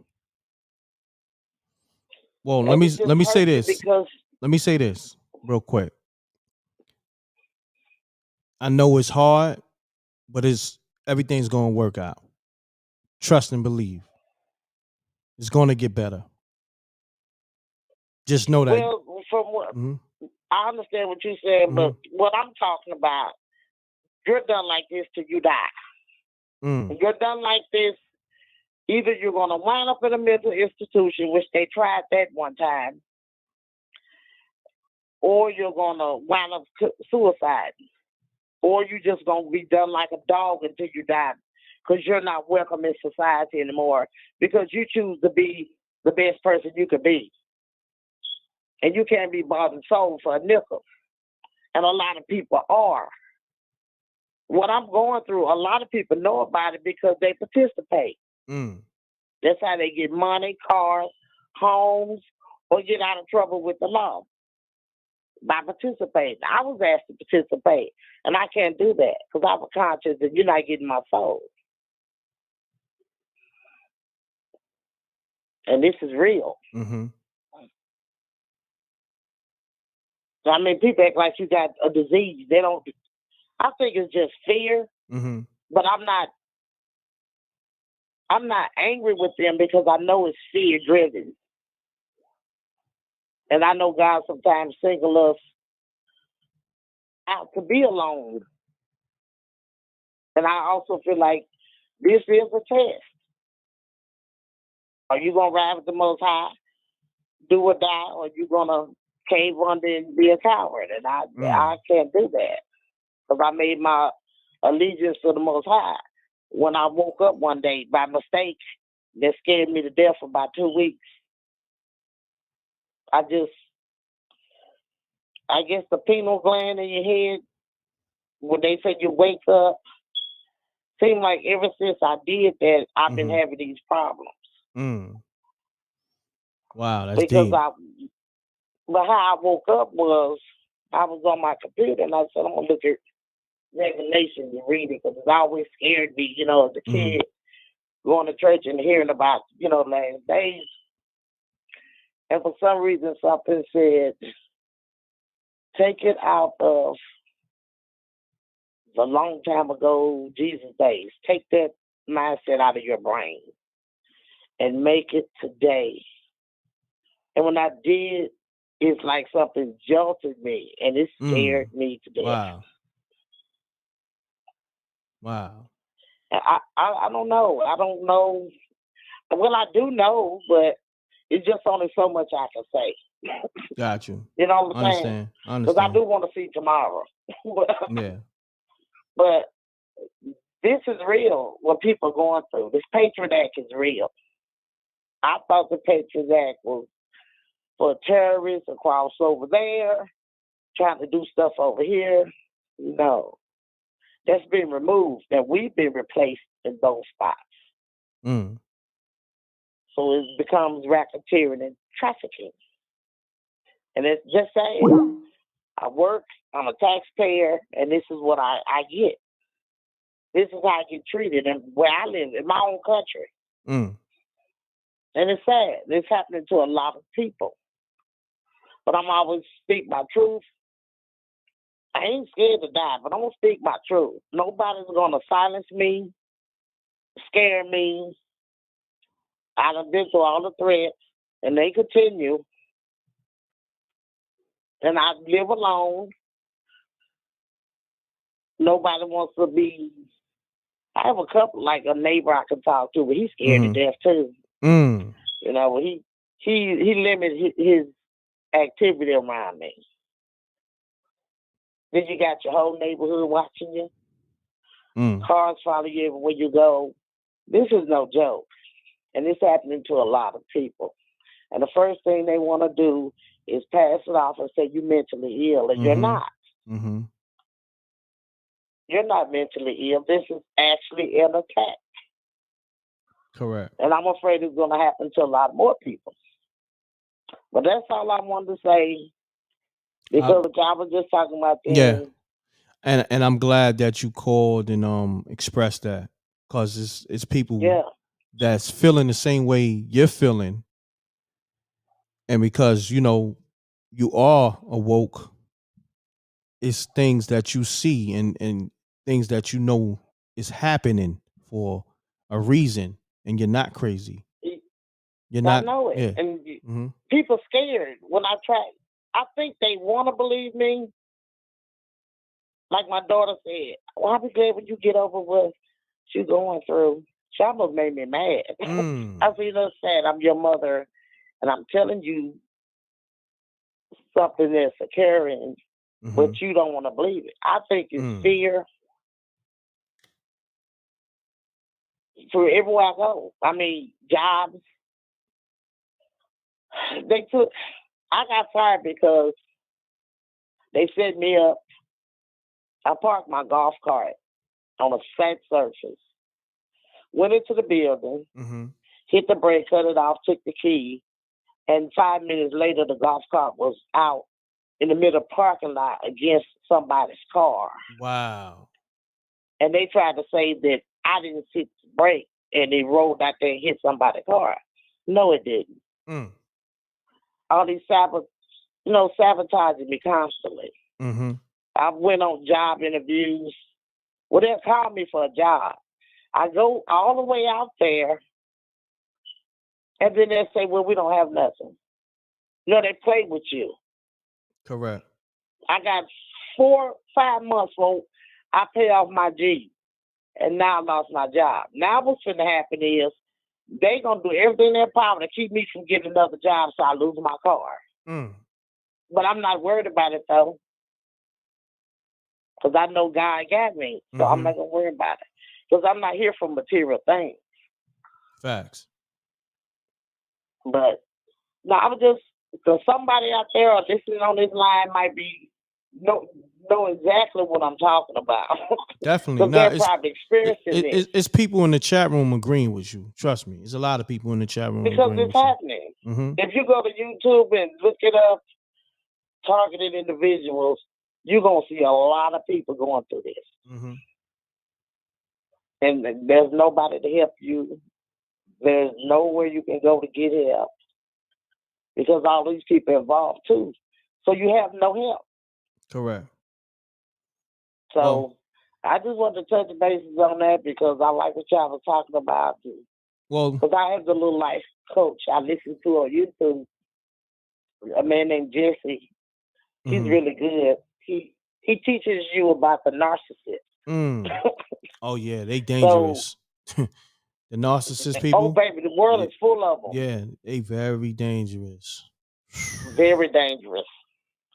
But I'm not gonna hold you any longer. I just wanted to speak my piece, and I'm gonna keep speaking my truth. I don't care what they call me. Definitely. And everything's gonna work out. Just know that. You know, you're gonna get another job, and you know, you're not gonna lose your car. And the main thing, you're not gonna lose your life. You're not gonna take your life. Everything's gonna work out. You just gotta. Oh no, I'm not. Yeah. Oh, that's not even in my vocabulary of suicide. That's not none of me. Because I want to go to heaven. I don't want to go to hell. So there you go. There you go. I believe in the Most High. There you go. I believe he's with me. If I made it this far and I'm still here, he's with me. There you go. Stay strong. But they did it to Jesus Christ. And keep the faith. Okay. All right. Appreciate you. All right, Miss J. Bye-bye. Take care. Appreciate you. Bye-bye. Goodbye. Man, this was a special show, man. Wow. Shouts to Miss J. That was powerful. You know, what she was saying was very powerful. It's things going on. Man. Wow. Tonight was different. Peace. Yo, what up? Yeah, what's up? Mute your audio, fam. All right. Do me a favor, everybody. Pound that like button. If you're new to the show and you didn't pound the like button, pound the like button, y'all. We in Spooky Hours overtime. Yeah. Well, I just want to say, you know what I'm saying, peace to the show. Peace to you and m.reck. Salute. You know what Peace. I'm saying? I frequent the show all the time. I appreciate the opportunity. Thank you, King. Yeah, bro. Check it, man. What the woman just said is absolute truth. It's funny. I never call, always listen. I'm able to get through. And that, what she just expressed happened to me today. You know, wow. Like literally today. Well, hold on. Let's do this. Speak on exactly what happened to you. So, because it's people who just now coming in the room. They might have missed what she was saying. So I need you to speak on what's going on with you and what happened to you. Well, let's see. What happened to me today? I was supposed to start my job, you know what I'm saying? And so they tell me I'll start my job today on the 29th. But to give it context, I was supposed to start on the 1st. Whatever happened, they had to reschedule. I'm supposed to start today on the 29th. So I go in there today. They tell me I'm not on the schedule. They tell me, you know what I'm saying, they ain't got no record of me starting, but yet I got the emails that they sent me since this last Friday, plus the phone calls, because they give you this recorded phone call that, you know, whenever your first day is. And the place it's these jobs, these warehouse jobs that start with a A and with Azan, Amazon, Azan, you know what I'm saying? Without trying to, you know what I'm saying, put them all the way out there. But got you. I just want to tell you, the lady's telling the truth. These motherfuckers is out here. Oh, forgive my language, you know what I'm saying? I know I ain't trying to get you demonetized or whatever, but these people, these corporations, man, they out here trying to. If you urban and you got intellect and you don't, they know you ain't with the okie doke. They know you ain't going with whatever they talking. They know you got a mind to think for yourself, bro. They out here trying to mess with your livelihood. They try to mess up your livelihood. They know you honest. They know you strong. They know you an individual. They know you don't need to run in their packs. But they know you trying to make an honest living. They're literally trying to jeopardize your livelihood. They're out here doing that, bro. Listen, I'm out here in the CO. You know, I'm repping the CO because I'm so high. You born and raised, that's where I live, man. But, you know, I'm not going to give no more information than that because, you know, who knows who's listening. But at the same time, I'm here to vouch for that. She's telling the truth, bro. I had a job set for me today. I was supposed to start today. You know what I'm saying? The same job. I was there for 2 years. I started work January 4th. They fired me. January 13th. I started January 4th, 2020. They fired me January 13th, 2022. Wow. You know what I'm saying? These people, I don't know what they deal. You know, I had to stand my ground a couple of times to my manager. Had to cuss him out, check him, put him in his place. Had to tell a couple of, you know, the female managers about themselves because they try to come at you. A couple of, listen, I ain't got nothing against no LGBT community. I got nothing against them. But these managers know that I'm not that at all. And so I got to check them and tell them, you know what I'm saying? Don't come at me like that, man. Like, period. Don't come at me like that. Come at me with the attitude. Don't come at me with the however you want to compliment, like whatever, man. Ain't nobody with that. Don't come at me like that, man. Wow. Listen, man, I went through 2 years of harassment, bro. All the way out there. All the way had to them there fight a motherfucker because they trying to record somebody in the bathroom like on some bullshit, bro. They know the psychological bullshit they try to put you through and then try to discredit you. You go to your supervisors and they ask you, you know, do you think you got it wrong? Is it you? Blah, blah, blah, because these motherfuckers is from other countries. You see what I'm saying? Like, they do this shit. They bring in motherfuckers from other countries, give them, you know what I'm saying, more precedence to you in the whole place. You put in more time, effort, energy. You pay attention. You make shit. You do shit in a way to where you there for 2 years, so you get hip to how to do shit. So you able to do it more efficient and easier with less effort. They peep that. They steal your technique. They steal your whole shit. You feel me? Then they fire you. But then they don't give you no credit. Then they discredit you when you're honest. When you bring shit to light and be like, look, enough is enough, man. You gonna quit trying me? You gonna quit coming at me crazy? And then that's when they try to make you seem like you hostile, you this and that. You know what I'm saying? You try to make you seem like you're not fit for the environment, bro. And that does play in a psychological effect on you. Definitely. Because you know you're not that. You know you saying, you know you sharp, you know you intelligent, you know you cool, calm, and collect. That's the only way that you can deal with it and still maintain the job, because you gotta let shit go. You gotta kind of, you feel me? You gotta kind of just let it go a little bit. But once they take it to the other level, they want to fire you. They want to play games with these jobs till you come in. You know what I'm saying? And then you can't get the job. You meet all the criteria, even pass the drug test. You feel me? Listen, I know what she's talking about, and it's bullshit. It's bullshit, and they thank you for this whole platform, bro. Not a just problem, got a lot bro. off my chest right now, son. Nope. I just got a lot off my chest right now, man. Not and a I appreciate problem. the opportunity, man. Thank you, m.reck. God bless you. God Anytime. bless this. Anytime, bro. God bless you, man. Anytime. You can call anytime. And we're going to have the life coaching thing for you to call. All right? As well. Bro. God bless. All right? Take care, bro.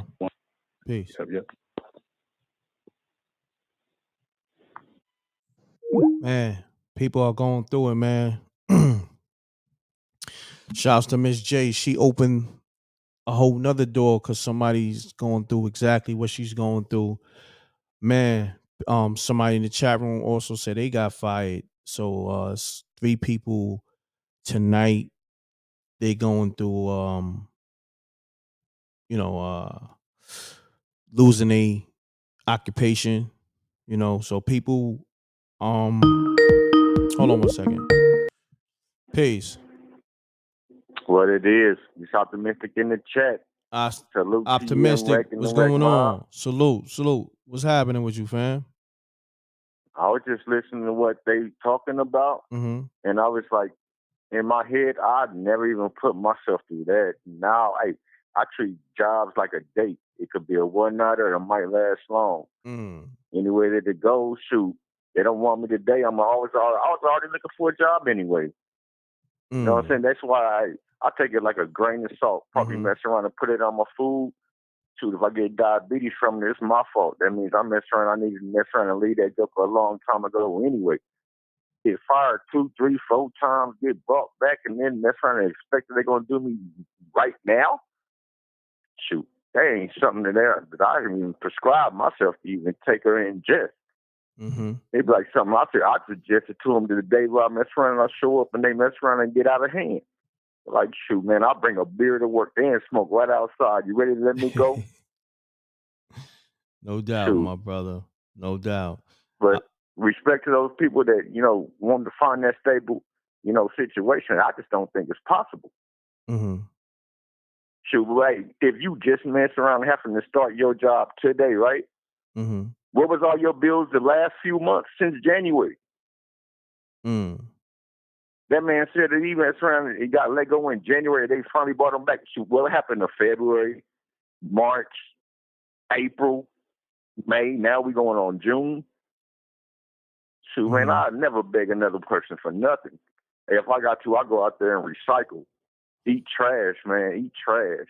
I'd never put nobody's, they $1 billion business or $1 million business or whatever they wanted to go mess around and try to prove racially or systematically or whatever above my own mental health. I tell that joker right now, I'm ready to leave today. You want to let me go?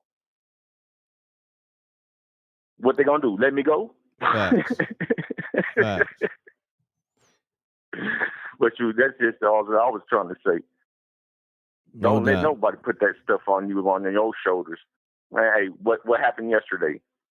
They expect it to happen today. Keep rocks. Keep pushing. Definitely. That's about it. I appreciate you calling, good brother.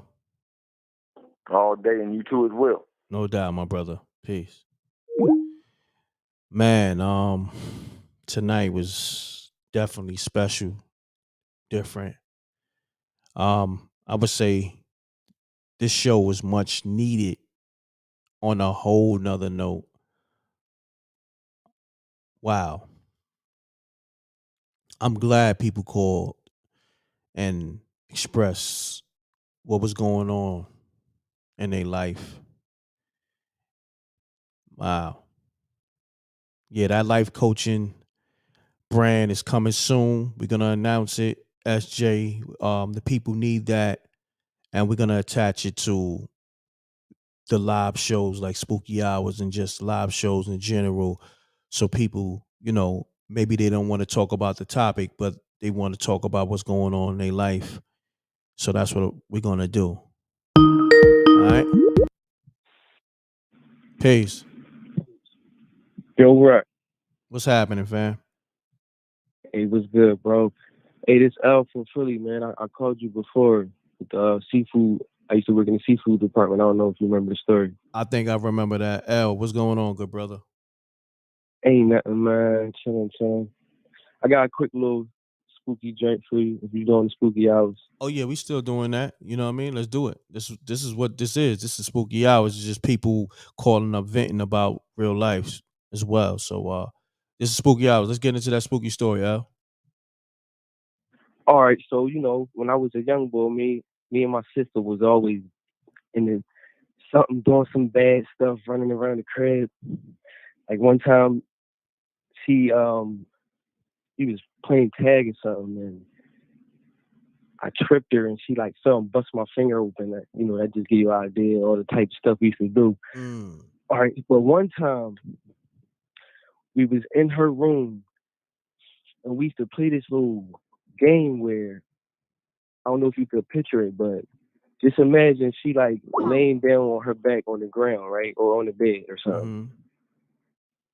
And I'm sitting on her feet, and then she would like launch me across the room. If you could picture that, just like bad little kid stuff. You could picture what I'm talking about? Got you, yeah. You know what I mean? So like she would lay down on her back, and you know I would sit on her feet, and she would just like launch me across the room. I get it. Right. So one time she did it, and she like did it like extra hard, right? Like to the point, like no lie, like I probably would have flew into the wall, into the ceiling, like that high up. If that makes sense, like not to, like, you know what I'm saying, just I get it. from one end of the room to the other. Yeah, keep going. We get it. But when she did it this particular time, I just don't remember hitting the ground. Like she launched me off the ground with the force that definitely make me slam into the wall, and I probably would have broke my neck or whatever. But something just made me like hit the ground real soft. I don't even remember hitting the ground. I just was like floated down real slowly. Like no lie, bro. Like something saved me from like breaking my neck. You know what I mean? Like hitting my neck, falling. But I just a little quick story. I don't really know what that was. Yeah, that's something protected you. Something, you know. Right, like guardian angel or something. That's deep. You wow. know, no major, bro. Quick story. Nah, I appreciate you calling, man. You know, like this is spooky hours, but also, like I said, man, this line is open for people that want to just let me know what's going on in their life. You know, because people need a voice. So, man, I appreciate you, King. I appreciate it. I'm listening all day long. No doubt, King. Salute. All right, bro. Hey.